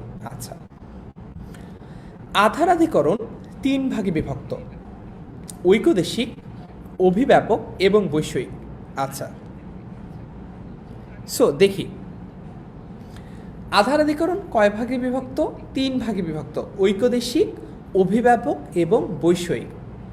অবভিয়াসলি তিনটার যে এক্সপ্লেনেশন সেগুলো আমরা দেখব।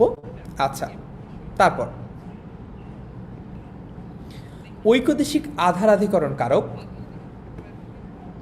বিশাল স্থানের যে কোনো অংশে ক্রিয়া সংঘটিত হলে তাকে ঐকদেশিক আধারাধিকরণ বলে। মানে মনে করো একটা দেশের মধ্যে যদি কোনো ঝামেলা হয়, মানে মনে করো যে একটা দেশের মধ্যে গৃহযুদ্ধ চলছে, আমি কীভাবে মনে রাখতাম ছোটোবেলায় সেটা বুঝাই। সেটা হচ্ছে একটা দেশের মধ্যে যদি গৃহযুদ্ধ চলে, তখন কিন্তু আমি বলি না যে ওই দেশের পার্টিকুলার ওই অঞ্চলে বোকো হারাম বা অমুক সংগঠন গৃহযুদ্ধ করছে, আমি বলি যে ওই পার্টিকুলার পুরো দেশেই গৃহযুদ্ধ চলছে। অর্থাৎ একটা দেশকেই, একটা দেশের একটা ছোট অংশে যখন না হয়ে পুরো অংশটা, পুরো যে ঝামেলাটা সেটা যখন ছড়িয়ে পড়ে, তখন কিন্তু আমি বলি ওই দেশে একটা গ্যাঞ্জাম হচ্ছে, তাই তো? সো এই যে গ্যাঞ্জামটা, এইটার সাথে আমি রিলেট করতাম ঐকদেশিক আধারাধিকরণ। অর্থাৎ বিশাল একটা স্থানে যে কোনো অংশে যদি ক্রিয়া সংঘটিত হয় তখন সেটাকে ঐকদেশিক আধারাধিকরণ বলে। যেমন পুকুরে মাছ আছে, অর্থাৎ পুকুরের যে কোনো একটা স্থানে মাছটা আছে। এমন কিন্তু না যে পুকুরের প্রতিটা ইঞ্চি মাছ দিয়ে পরিপূর্ণ, কিন্তু যদি এমন হতো যে পুকুরে পানি আছে, তখন কিন্তু এটা ঐকদেশিক আধারাধিকরণ হতো না, কারণ পুকুরের প্রতিটা অংশেই পানি আছে। আবার আমি যদি বলি যে আমাদের আশেপাশে বাতাস আছে, তখনও কিন্তু এটা ঐকদেশিক আধারাধিকরণ হতো না, কারণ হচ্ছে সর্বত্র ছড়িয়ে আছে, এমন না যে একটা বড় অংশের ছোট্ট একটা অংশে আছে। অর্থাৎ একটা গ্লাসের মধ্যে একটা জায়গায় পানি আছে যদি হয়, তখন সেটা কি হবে? ঐকদেশিক আধারাধিকরণ। আচ্ছা, তারপর বনে বাঘ আছে, বনের একদম ইঞ্চিতে ইঞ্চিতে চিপায় চিপায় তো বাঘ নাই, তাই না? বনের কোনো কোনো অংশে বাঘ আছে, এই কারণেই এটা একটা ঐকদেশিক আধারাধিকরণ কারক। আশা করি এটা বুঝতে পেরেছ। সো তারপরে আকাশে চাঁদ উঠেছে, আকাশে যে কোনো একটা অংশে চাঁদ উঠেছে, এমন কিন্তু না যে আকাশের প্রতিটা কোণায় চাঁদ উঠেছে। তারপর হচ্ছে সামীপ্য অর্থেও ঐকদেশিক আধারাধিকরণ হয়। সামীপ্য মানে কি? সামীপ্য মানে হচ্ছে কাছে, অর্থাৎ একটা জিনিস থেকে আরেকটা জিনিসের কাছে যখন কোনো কিছু বোঝানো হয় তখন সেটাকে সামীপ্য বলা হয়। তো সামীপ্য অর্থেও ঐকদেশিক আধারাধিকরণ হয়। যেমন ঘাটে নৌকা বাঁধা আছে, অর্থাৎ ঘাটের কাছে নৌকা বাঁধা আছে। দুয়ারে দাঁড়ায় প্রার্থী, ভিক্ষা দেহ তাহে। কোথায় আছে? দুয়ারে দাঁড়িয়ে আছে। রাজার দুয়ারে হাতি বাঁধা, অর্থাৎ আমি একটা সামীপ্য বুঝতে পারছি। তার মানে পার্টিকুলারলি তুমি ব্যাপারটা বোঝো। এতক্ষণ আমরা বোঝাচ্ছি যে যখন কোনো একটা জায়গায় অর্থাৎ একটা পুকুর বা সমুদ্রে সব অংশে যখন কিছু থাকবে না, অল্প কোনো অংশে যখন থাকবে, তখন সেটাকে আমি ঐকদেশিক আধারাধিকরণ বলবো। আবার একটা স্পেশাল কন্ডিশন আছে, যদি কোনো কিছুর কাছে বোঝানো হয় তখনও কিন্তু ঐকদেশিক আধারাধিকরণ করা হয়, বলা হয়। যেমন ঘাটে নৌকা বাঁধা আছে, কেন এটা ঐকদেশিক আধারাধিকরণ? এই কন্ডিশনটা দিয়ে যদি বুঝি, কারণ হচ্ছে এই যে ঘাটে নৌকাটা বাঁধা আছে, এমন কিন্তু না যে ঘাটের একদম প্রতি ইঞ্চি নৌকা দিয়ে পরিপূর্ণ, এমনটা কিন্তু না। এ কারণেই এটা ঐকদেশিক আধারাধিকরণ। আশা করি ঐকদেশিক আধারাধিকরণ কারণটা তোমরা বুঝতে পেরেছো। আমাকে একটু কমেন্টে রেখে জানাও যে ঐকদেশিক আধারাধিকরণটা তোমরা কারা কারা বুঝতে পেরেছো। আচ্ছা, তারপর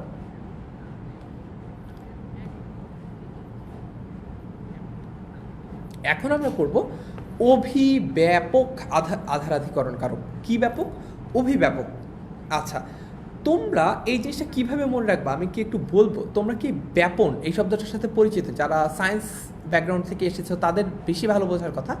ব্যাপন এই শব্দটা কি তোমরা শুনেছো কিনা আমাকে একটু কমেন্টে লিখে জানাবে যে ব্যাপন এই জিনিসটা কি, এটা একটু লিখে জানাও তো, বা পারো কিনা, বুঝো কিনা ব্যাপন মানে কি। আচ্ছা, সো সাদিয়া বলছে ক্লিয়ার, মৌনতৈষী বলছে ভালোভাবে বুঝতে পেরেছি, ছবি বলছে বুঝেছি ভাইয়া, সাদিয়া নবী মুভি বলছে ক্লিয়ার ক্লিয়ার। সো হ্যাঁ, ঠিক আছে। সো আমাকে একটু এখন জানাও তো যে ব্যাপন এই শব্দটার সাথে তোমরা পরিচিত কিনা, এবং ব্যাপন শব্দটার যেই পার্টিকুলার ডেফিনিশনটা, সংজ্ঞাটা, এটা তুমি জানো কিনা। আমি একটু কমেন্টে দেখি।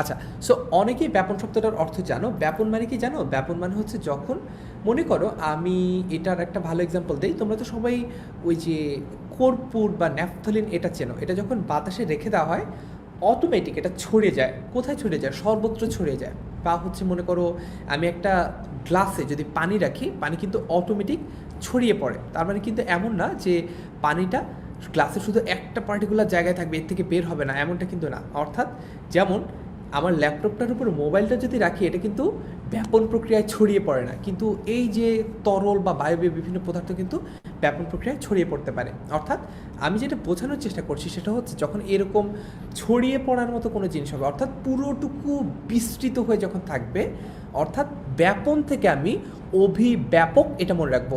ব্যাপন আর ব্যাপক কিন্তু কাছাকাছি শব্দ, জাস্ট একটা দন্তন্য আর একটা কয়ের পার্থক্য, তাই না? সো আমি মনে রাখবো অভিব্যাপক মানে কি। একটু পড়ি এখন, এতক্ষণ তো ট্রিকগুলো বোঝালাম, এখন একটু থিওরিটিক্যালি পড়ি। হ্যাঁ,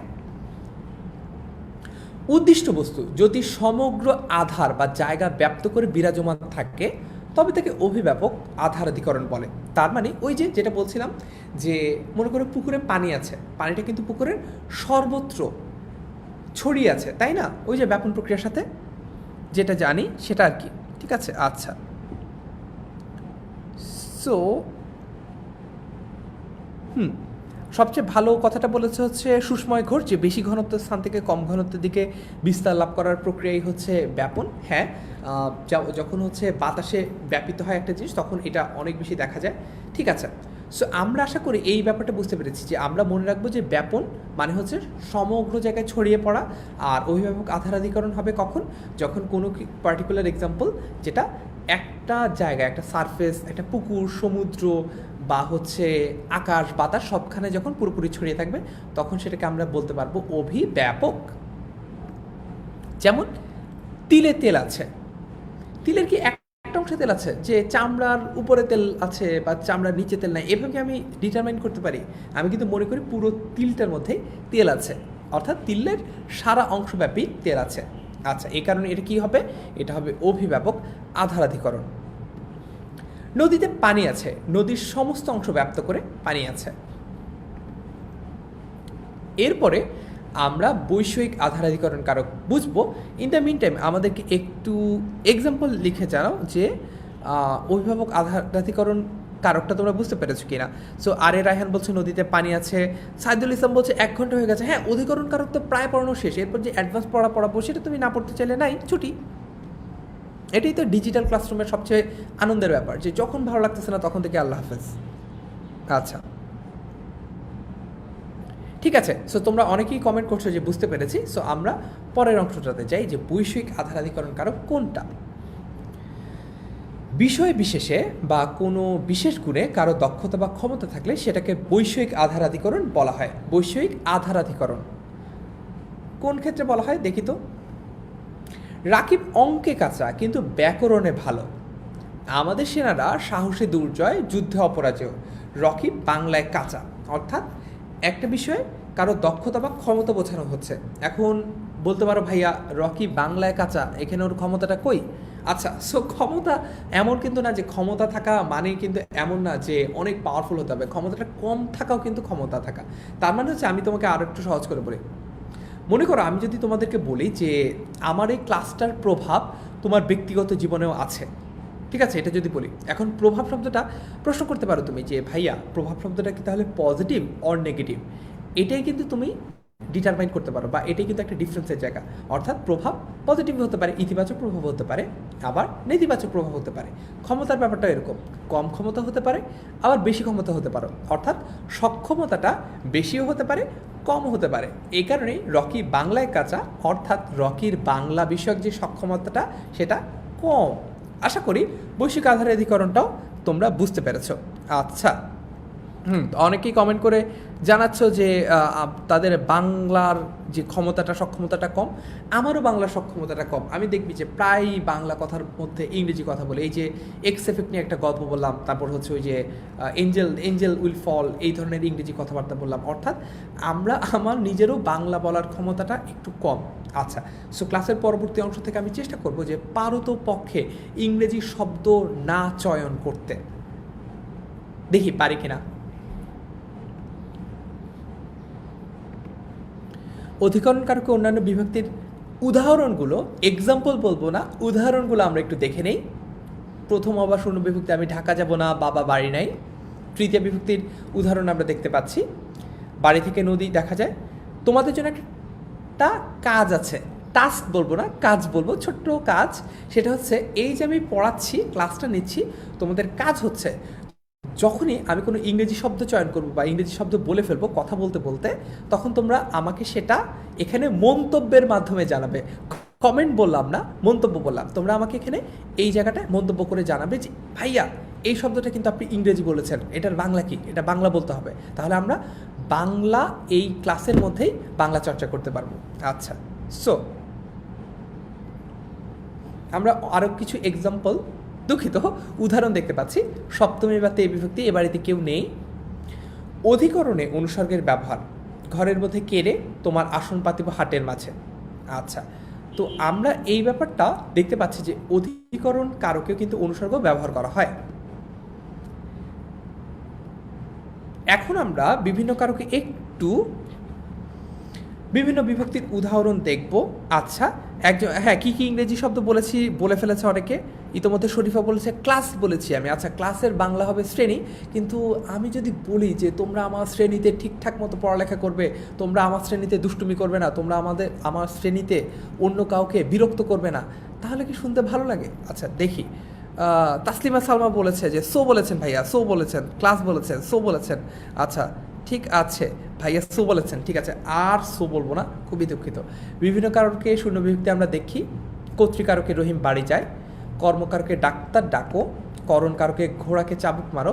এইখানে আমরা দেখতে পাচ্ছি যে ঘোড়াকে চাবুক মারো। এখানে অনেকে প্রশ্ন করতে পারে ভাইয়া এখানে তো একটা কে বিভক্তি দেখতে পাচ্ছি, এটা তো একটা দ্বিতীয় বিভক্তি, এটাকে আপনি শূন্য বিভক্তির মধ্যে বলছেন কেন?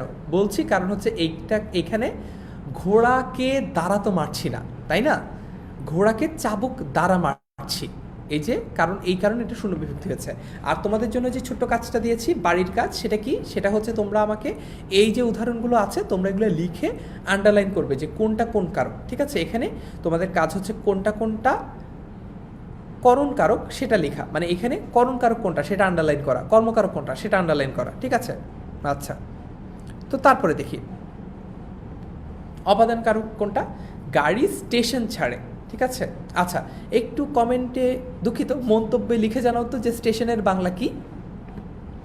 অধিকরণে সারা রাত বৃষ্টি হয়েছে, এটা একটা অধিকরণ কারক। একদম সহজ করে আমরা শূন্য বিভক্তির উদাহরণগুলো দেখলাম। আর তোমাদের বাড়ির কাজ হচ্ছে তোমরা আমাকে এখানে দাগিয়ে দেখাবে যে এখানে কোনটা কর্তৃকারক, কোনটা কর্মকারক, কোনটা কোন কারক, এটা একটু লিখে জানাবে। আচ্ছা, তারপরে এখন আমরা বিভিন্ন কারকের সপ্তমী বা এই বিভক্তি একটু দেখি। এটাও যেহেতু তোমাদের বাড়ির কাজ থাকবে, এই কারণে এটাও আমি খুব বেশি বর্ণনা করলাম না, এক্সপ্লেন বললাম না, কিন্তু বললাম যে এটা খুব বেশি বর্ণনা করলাম না। কর্তৃকারক আছে, কর্মকারক আছে, করণ কারক আছে, অপাদান, অধিকরণ, সবগুলো কারকই আছে। তোমাদের বাড়ির কাজ হচ্ছে তোমরা এই কারকগুলো বা এই যে বাক্যগুলো, এই বাক্যগুলো প্রথমে তুলে তোমরা দাগাবে যে এখানে কোনটা কর্তৃকারক, কোনটা কোন কারক, ঠিক আছে? তাহলে তোমরা এরপর থেকে ভালো মতো ব্যাপারটা বুঝতে পারবে। আচ্ছা, স্টেশনের বাংলা জানতে চেয়েছিলাম, একজন বলছে স্টেশনের বাংলা স্টেশন, আমি জানি না বলছে রেলওয়ে, বলছে এটা পারিভাষিক শব্দ বলছে একজন। হ্যাঁ, খুবই সুন্দর উত্তর। আচ্ছা, ঠিক আছে। হ্যাঁ, তার মানে হচ্ছে তোমরা এই ব্যাপারটা বুঝতে পেরেছো যে বাংলা ভাষায় আসলেই অনেক পারিভাষিক শব্দ ব্যবহার হয়। অর্থাৎ বাংলা ভাষাটা সবচেয়ে সৌন্দর্যের ব্যাপারে কিন্তু এটা যে আমরা দুহাত পেতে গ্রহণ করেছি। আমরা কিন্তু কখনো কোনো ভাষা থেকে একটা শব্দ এসেছে আমরা বলিনি কিন্তু যে সেটা গ্রহণ করবো না। আমরা কিন্তু মোবাইলকে মোবাইল বলি, যদিও মোবাইলের একটা অনেক সুন্দর বাংলা আছে, সেটা হচ্ছে মুঠোফোন, কিন্তু তারপরেও আমরা মোবাইলকে মোবাইল বলতে স্বাচ্ছন্দ্য বোধ করি। অর্থাৎ আমরা ভাষা গ্রহণের ক্ষেত্রে কিন্তু খুবই উদার। অর্থাৎ পৃথিবীর বিভিন্ন ভাষা আমরা গ্রহণ করেছি।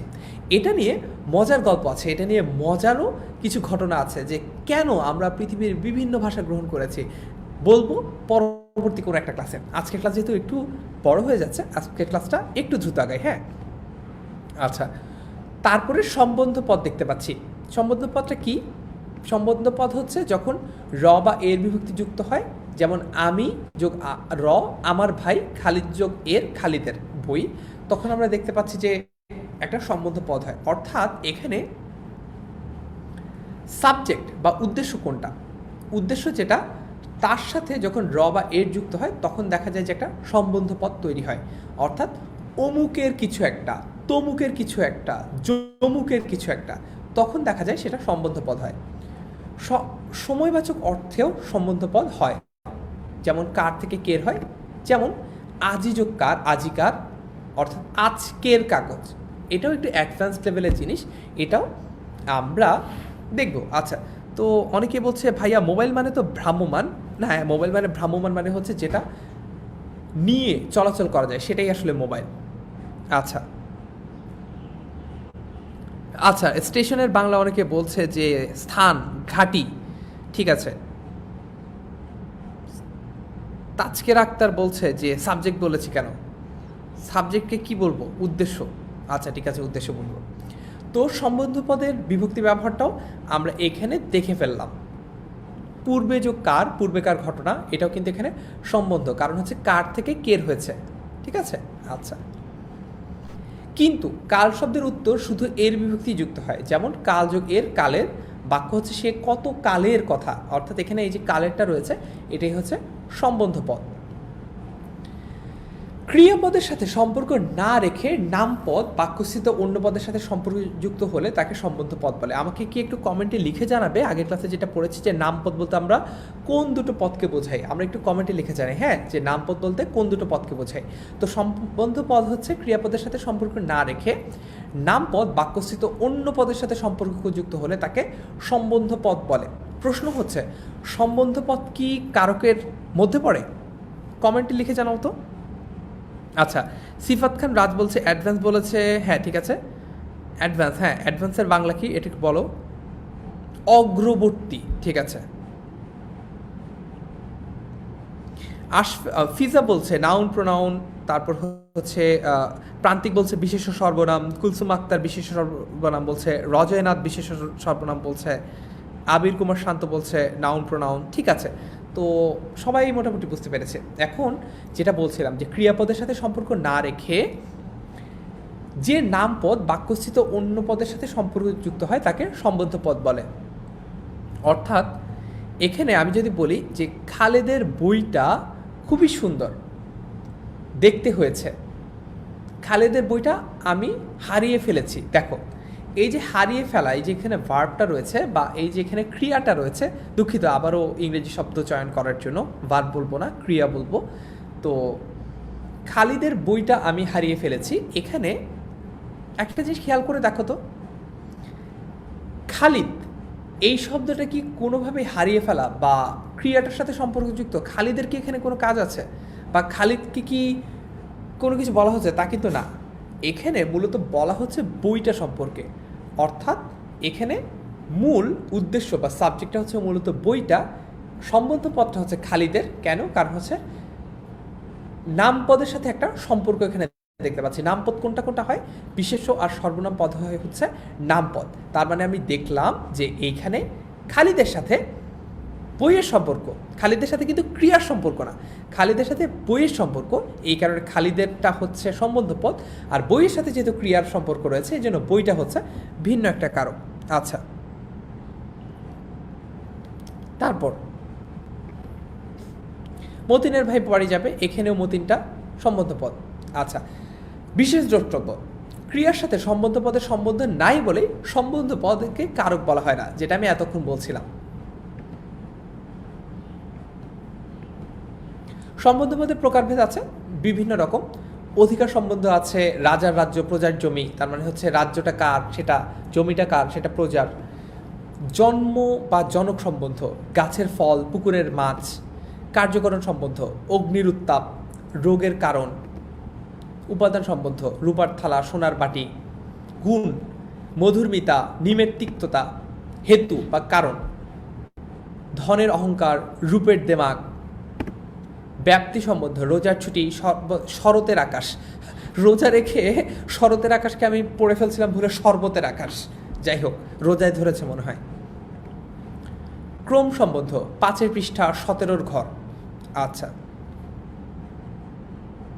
একজন কমেন্টে লিখেছে যে আমার বই চাই, আবার কনফিউজড হয়ে গেছে সে যে বই হবে নাকি বউ হবে। ঠিক আছে, সম্বন্ধ পদের আরও কিছু অংশ বিশেষ রয়েছে। অংশ সম্বন্ধ, ব্যবসা সম্বন্ধ, ভগ্নাংশ সম্বন্ধ, কৃতি সম্বন্ধ, তারপরে আধার, আধেয়, অভেদ সম্বন্ধ। যেহেতু তোমরাই বলছো যে ক্লাস একটু লেংদি হয়ে যাচ্ছে, এই জিনিসগুলো আর আলাদা করে পড়ালাম না। তোমরা যখন স্লাইডগুলো দিয়ে দেবো তোমরা নিজেরাই পড়ে দাগিয়ে নিতে পারবে যে এখানে কোনটা আসলে সম্বন্ধ পদ।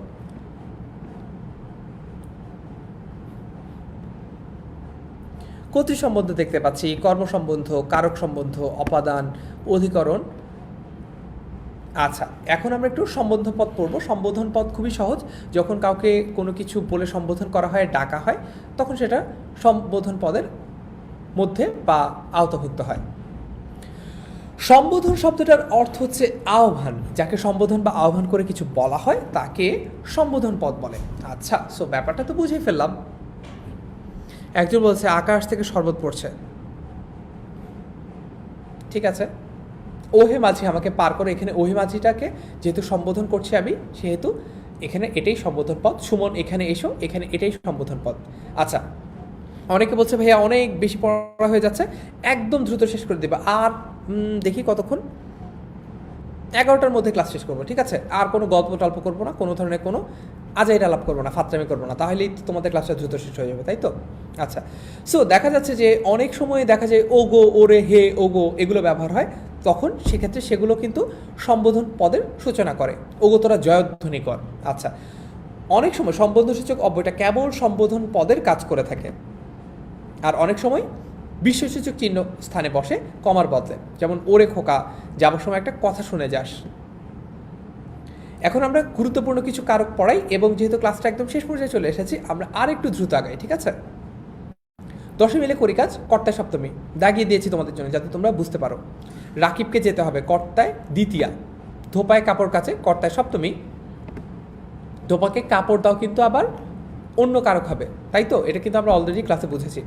সো জল পড়ে পাতা নড়ে, টাকায় টাকা আনে, এগুলো কি জানো? এগুলো হচ্ছে তোমাদের জন্য গুরুত্বপূর্ণ কিছু কারক। আমি একটু এখানে কম্পাইল করে দিয়েছি যেগুলো তোমাদের পরীক্ষায় আসে, অর্থাৎ এগুলো সবগুলোই বিগত বছরের প্রশ্ন থেকে কালেক্ট করা হয়েছে। সেটা এইচএসসি পরীক্ষা আছে, সেটা হচ্ছে অ্যাডমিশন টেস্ট আছে, সেটা হচ্ছে বিভিন্ন চাকরির পরীক্ষা আছে। তার মানে তোমরা আজকে ক্লাসের পর এই স্লাইডটা দিয়ে দেওয়া হলে তোমরা এই জায়গাগুলো একটু আলাদা করে পড়বে, যাতে করে তোমরা বুঝতে পারো যে কোন কোন জায়গা থেকে প্রশ্ন আসে, ঠিক আছে? তো তোমাদের জন্য আরেকটা বাড়ির কাজ দিলাম যে তোমরা এগুলো পড়বে, তাহলে তোমরা বিগত বছরের প্রশ্নগুলো পেয়ে যাবে। আর একদম শেষে অবশ্যই আমরা বিগত বছরের প্রশ্ন সমাধান করব। সো ধানেতে কি তৈরি হয় চিরা, দিনে দিনে শুধু বাড়িতেছে দেনা, অনেকগুলো উদাহরণ আমি কিন্তু বিগত বছর থেকে কালেক্ট করে তোমাদের দিয়েছি যাতে তোমাদের জন্য সুবিধা হয়। ঠিক আছে, খুশি? যারা খুশি হয়েছে তারা একটু কমেন্টে লিখে জানাও তো যে ভাইয়া গুরুত্বপূর্ণ কারকগুলো পেয়ে আমাদের কাছে মনে হচ্ছে যে আচ্ছা ঠিক আছে, এখন কারক থেকে 3টা প্রশ্ন আসলে অন্তত একটা প্রশ্ন তো পারবোই। দেখা যায় যে আমাদের বোর্ড পরীক্ষাগুলোতে ঘুরিয়ে ফিরে একই উদাহরণ থেকেই প্রশ্ন আসে। তো তোমরা এগুলো যদি একটু ভালো মতো দেখো, তোমাদের যেটা করতে হবে, দেখো পরীক্ষা হলে প্রতিটা সেকেন্ড কিন্তু গুরুত্বপূর্ণ। এই কারণে একটা বাক্যে তুমি একটা শব্দ কোন কারক কোন বিভক্তি এটা বুঝতে পারাটা অবশ্যই একটা ক্রেডিটের ব্যাপার, অবশ্যই এটা তোমাকে কনফিডেন্স অনেক এনহ্যান্স করে। কিন্তু তার পাশাপাশি তোমার যদি আগে পড়া থাকে, আগেই মনে থাকে আচ্ছা এটা তো এই কারক, এটা তো এই কারক, আমি তো আগে পড়েছি, আগেই জানি, তাহলে কিন্তু তোমার ওই সময়টা বেঁচে যাবে। তখন ওই সময়টা তুমি অন্য কোনো না পারা জায়গায় একটু বেশি চিন্তা ভাবনা করে দিতে পারবে। ঠিক আছে, এখন আমরা কিছু প্রশ্ন দেখি। ঠিক আছে, একদম ক্লাসের শেষ পর্যায়ে যারা চাও তারা এই ক্লাসটা এখনও লিভ নিতে পারো, যেহেতু আমি বলছিলাম 11টা পর্যন্ত ক্লাস নেব, 11টার মধ্যে শেষ করার চেষ্টা করব। তবে যারা মনে করছো যে না ভাইয়া ভালো লাগছে না, তারা এই গুরুত্বপূর্ণ মজার অংশটা মিস করবে। সেটা হচ্ছে আমরা কিছু কোশ্চেন সলভ করবো। এই কোশ্চেনগুলো আগেই বলছি, এগুলো বিভিন্ন বছরে এইচএসসি পরীক্ষায় এসেছে। তো দেখি, প্রথমে পুকুরে মাছ আছে, এখানে পুকুরে কোন অধিকরণ কারক? বৈষয়িক অধিকরণ কারক, ভাবাধিকরণ, অভিভাবক নাকি ঐকদেশিক? একটু কমেন্টে লিখে জানাও তো, আমরা একটু কমেন্ট গেম খেলবো। হ্যাঁ, তো পুকুরে মাছ আছে, এখানে পুকুরে কোন অধিকরণ কারক? এটা তোমরা আমাকে একটু কমেন্টে লিখে জানাও, আমি একটু কমেন্ট দেখি। হ্যাঁ, পুরোটুকু লেখা লাগবে না, তোমরা আমাকে কমেন্টে ক, খ, গ অথবা ঘ এটা লিখে জানাও। খুব মজার একটা পার্ট, যারা ক্লাস লেংদি হয়ে যাচ্ছ দেখে ক্লাস লিভ করলা, তারা মিস করলা, পরবর্তীতে দেখে নিও। হ্যাঁ, তোমরা যারা বন্ধুরা দেখছো অন্য বন্ধুদেরকে পরবর্তীতে বলো যে আমরা কিন্তু ক্লাসের শেষে একটা সেই রকম গেম খেলেছি। আচ্ছা, তো আমাকে অনেকেই বলছে ডি, ঘ, তারপর হচ্ছে ক্লাসটা অনেক সুন্দর হয়েছে পপি, ধন্যবাদ। আচ্ছা, আখি কষ্ট করে ঐক্যদেশিক অধিকরণ পুরোটুকু লিখছে, জাস্ট অপশনটা লিখলেই হবে। সাদিয়া নমিন চৌধুরী ডি বলছে, রঞ্জু আহমেদ ডি বলছে, ডি ডি ডি সবাই বলছে ডি। আচ্ছা, তো পুকুরে মাছ আছে, এখানে পুকুর কোন অধিকরণ কারক? অপশন হচ্ছে তোমাদের সবার দেওয়া উত্তরটা, অর্থাৎ অপশন ডি, সবাই সঠিক উত্তর দিয়েছে। এখানে আমি একটাও ভুল উত্তর দেখি নাই। মানে this is a real proud moment for me, যখন তোমরা এই ক্লাসটা দেখে বুঝতে পেরেছো যে ইমপ্লিকেশনটা কীরকম হবে। আমার অনেক মানে তোমাদের নিয়ে আমি অনেক গর্বিত যে তোমরা এই জিনিসগুলো ঠিকঠাক মতো বুঝতে পেরেছো। তারপরের প্রশ্নটা আমরা একটু দেখি। হ্যাঁ, সম্বন্ধ পদে কোন বিভক্তি যুক্ত হয়? শূন্য, ষষ্ঠী, দ্বিতীয়া নাকি চতুর্থী? একটু কমেন্টে অপশন লিখে জানাও, সম্বন্ধ পদে কোন বিভক্তি যুক্ত হয়। ঠিক আছে, দেখি তো সম্বন্ধ পদে কোন বিভক্তি যুক্ত হয়, কি লিখছো তোমরা?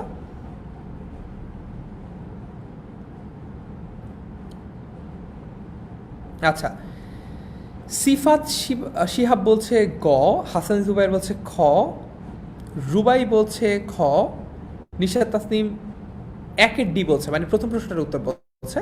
সাদি ইসলাম শায়লা খ বলছে, নাফিউল আলম ঘ বলছে, হাসান জুবাইর ষষ্ঠী বলছে, মমিতা রিয়া বি বলছে, সি বলছে। অর্থাৎ আমাদের কমেন্ট সমাজ বেশ confused. Let's see what's the right answer, and the right answer is খ, সম্বন্ধ পদে কোন বিভক্তি যুক্ত হয়। এটা না একটু আগেই পড়ালাম, এটা ভুলে গেছো তাই না? ওই যে আমি যোগ র, খালেদ যোগ র, খালেদ এর বই, তাই না? খালেদ এর বই, ওই যে বললাম না এরটা কি? এটা হচ্ছে ষষ্ঠী বিভক্তি, এটা না বুঝলে হবে? আচ্ছা, ঠিক আছে, অনেকে এখন সঠিক উত্তর দিচ্ছ, আমি বলে দেওয়ার পর এখন অনেকেই লিখছো। সালমা লিখেছো বি, আফসানা মিম খ, শেলি রানী ভৌমিক খ, আব্দুল আহাদ খ, রুবিনা নাজদিন বি। ঠিক আছে, এখন আবার সবার সঠিক উত্তর দিতে পারছো। তো পরের প্রশ্নগুলোর উত্তর আমরা যখন দিব, আমরা একটু কমেন্টে লেখার সময় লিখে দেবো। হ্যাঁ, যে মনে করো 3-এর উত্তর যদি ক হয়, আমরা লিখবো যে 3 ক, বা তাহলে আমি কিন্তু বুঝতে পারবো। কারণ হচ্ছে অনেকেই দেখা যাচ্ছে যে এখনও 1 নম্বর প্রশ্নের উত্তরটাই দিচ্ছ, এই কারণে বুঝতে একটু কষ্ট হচ্ছে যে তুমি আসলে কোন অপশনটা বলছো। ঠিক আছে, আমরা এরপর থেকে একটু 2-এর খ, 3-এর গ এটা লিখে দেবো। এবং এভাবেই কিন্তু আমরা যখন বোর্ড পরীক্ষা দিতাম তখন অবজেক্টিভ মিলাতাম, দোস্ত 4-এর ক, 5-এর ঘ, দোস্ত 7-এর ক, সেট মিলছে, সেট মিলে নাই, এই ধরনের ব্যাপার স্যাপার কিন্তু আমরা অনেক বেশি দেখতাম। আচ্ছা, তারপর প্রশ্ন দেখি। হ্যাঁ, জিজ্ঞাসিব জনে জনে, এখানে জনে জনে কোন কারক ও কোন বিভক্তি? করণে সপ্তমী, কর্মে সপ্তমী, অধিকরণে নাকি অপাদানে সপ্তমী? একটু কমেন্টে লিখে জানাও তো দেখি। আম্বিয়া খাতুন জিজ্ঞেস করেছে আমার কমেন্ট যাচ্ছে কিনা। হ্যাঁ, যাচ্ছে। আচ্ছা, একটু কমেন্টে লিখে জানাও। হ্যাঁ, জিজ্ঞাসিব জনে জনে, এখানে জনে জনে কোন কারক ও কোন বিভক্তি? তোমরা লিখবে 3-এর এ, বি, সি অথবা ডি। দেখি একটু কমেন্ট। হ্যাঁ, রুবাই বলছে 3-এর খ। সবার আগে উত্তর দিয়েছে রুবাই। দেখি সঠিক কিনা। রূপক অনেক ফাঁকিবাজ ধরনের একজন শিক্ষার্থী লিখেছে ক খ গ ঘ সবই হতে পারে। রিফাতুল ইসলাম খ, এস কে বোরহান বাঁধন বিশ্বাস 3-এর খ, 3-এর এ, কুলসুম আক্তার। ঠিক আছে, তো অনেকেই সঠিক উত্তর দিচ্ছ, আবার অনেকেই ভুল উত্তর দিচ্ছ। আমরা আর কনফিউশন না বাড়াই, সঠিক উত্তর হচ্ছে উত্তর খ, জিজ্ঞাসিব জনে জনে, এটা হচ্ছে কর্মে সপ্তমী। তারপর কোনটি সম্প্রদান কারকের সপ্তমী বিভক্তির উদাহরণ? ফুলে ফুলে ঘর ভরেছে, পাগলে কিনা বলে, তিলে তেল হয় এবং সমিতিতে চাঁদা দাও। সঠিক উত্তরটা একটু লিখে জানাও। আশা করি এটা সঠিক উত্তর তোমরা সবাই জানো। একটু কমেন্টে তারপরে দ্রুত লিখে জানাও, ঝটপট কমেন্ট করো দেখি। এর সঠিক উত্তর হচ্ছে উত্তর ঘ, অর্থাৎ সমিতিতে চাঁদা দাও, যেটা নিয়ে ইতোমধ্যে এই ক্লাসে অনেকবার কথা বলেছি, বাড়তি কোনো ব্যাখ্যা আর দিলাম না। তারপরে প্রশ্ন দেখি। হ্যাঁ, একটু দ্রুত কাছি যেহেতু ক্লাসের সময় প্রায় শেষ। সৎ পাত্রে কন্যা দাও, সৎ পাত্রে পদটিতে কোন কারকে কোন বিভক্তি প্রয়োগ করা হয়েছে? কর্মে সপ্তমী, অপাদানে, করণে নাকি অধিকরণের সপ্তমী? সঠিক উত্তর একটু লিখে জানাও তো। 5-এর ক্ষেত্রে সঠিক উত্তর কোনটা? 5-এর এ, 5-এর বি, 5-এর সি নাকি 5-এর ডি?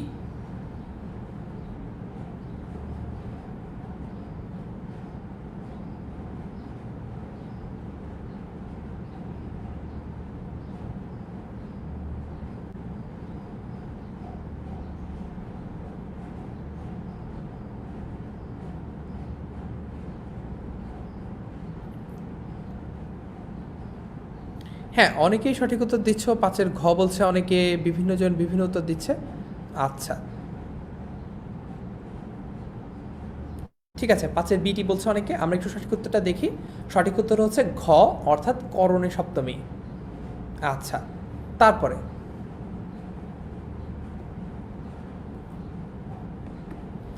ভাববাচ্যের কর্তায় কোন বিভক্তি যুক্ত হয়?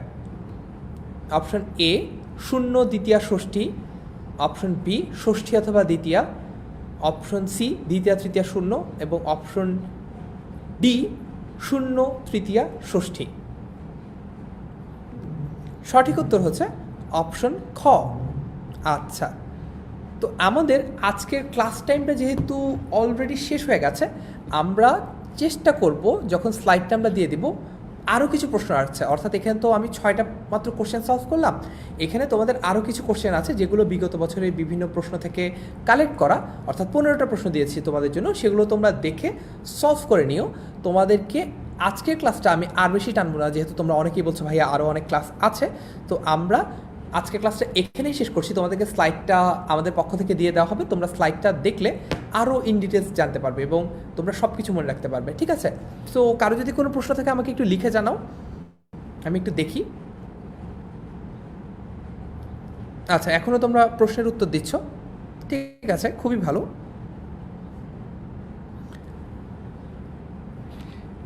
আচ্ছা, সো কারো যদি আর তেমন কোনো প্রশ্ন না থাকে, আমরা আজকের ক্লাসটা এখানে শেষ করতে পারি। আমার সাথে থাকার জন্য তোমাকে অনেক ধন্যবাদ। আর পরবর্তী ক্লাসে আমাদের আবারও দেখা হচ্ছে। আজকের ক্লাসটা কেমন লাগলো সেটা এই ভিডিওটার কমেন্ট সেকশনে আমি একটা ফিডব্যাক ফর্মের লিঙ্ক দিয়ে দেবো, সেখানে তোমরা আমাকে লিখে জানাতে পারো। আর আমি এই ফিডব্যাকগুলো ইনকর্পোরেট করার ট্রাই করবো। আগের ক্লাসের কিছু ফিডব্যাক পেয়েছি অনেক ভালো, বেশ কনস্ট্রাকটিভ ক্রিটিসিজম আমি পেয়েছি, যেগুলো এই ক্লাসে আমি ইনকর্পোরেট করার ট্রাই করেছি। আরেকটা কম্প্যারিজন আমার জন্য করলে একটু ভালো হয় যে আগের ক্লাসটা বেশি ভালো লেগেছে, অর্থাৎ কারক প্রথম পর্বের ক্লাসটা ভালো লেগেছে বেশি, নাকি আজকের কারক দ্বিতীয় পর্বের ক্লাসটা বেশি ভালো লেগেছে। এটা যদি তোমরা আমাকে বলো তাহলে আমি বুঝতে পারবো যে অ্যাকচুয়ালি কোন ধরনের ক্লাস নিলে তোমাদের জন্য বেশি ভালো হয়। তো আমার সাথে থাকার জন্য এতক্ষণ তোমাকে অনেক অনেক ধন্যবাদ। পরবর্তী ক্লাসে আবারও দেখা হবে, সেই ক্লাসের আমন্ত্রণ জানি। আজ ক্লাসটা এখানে শেষ করছি। আল্লাহ হাফেজ।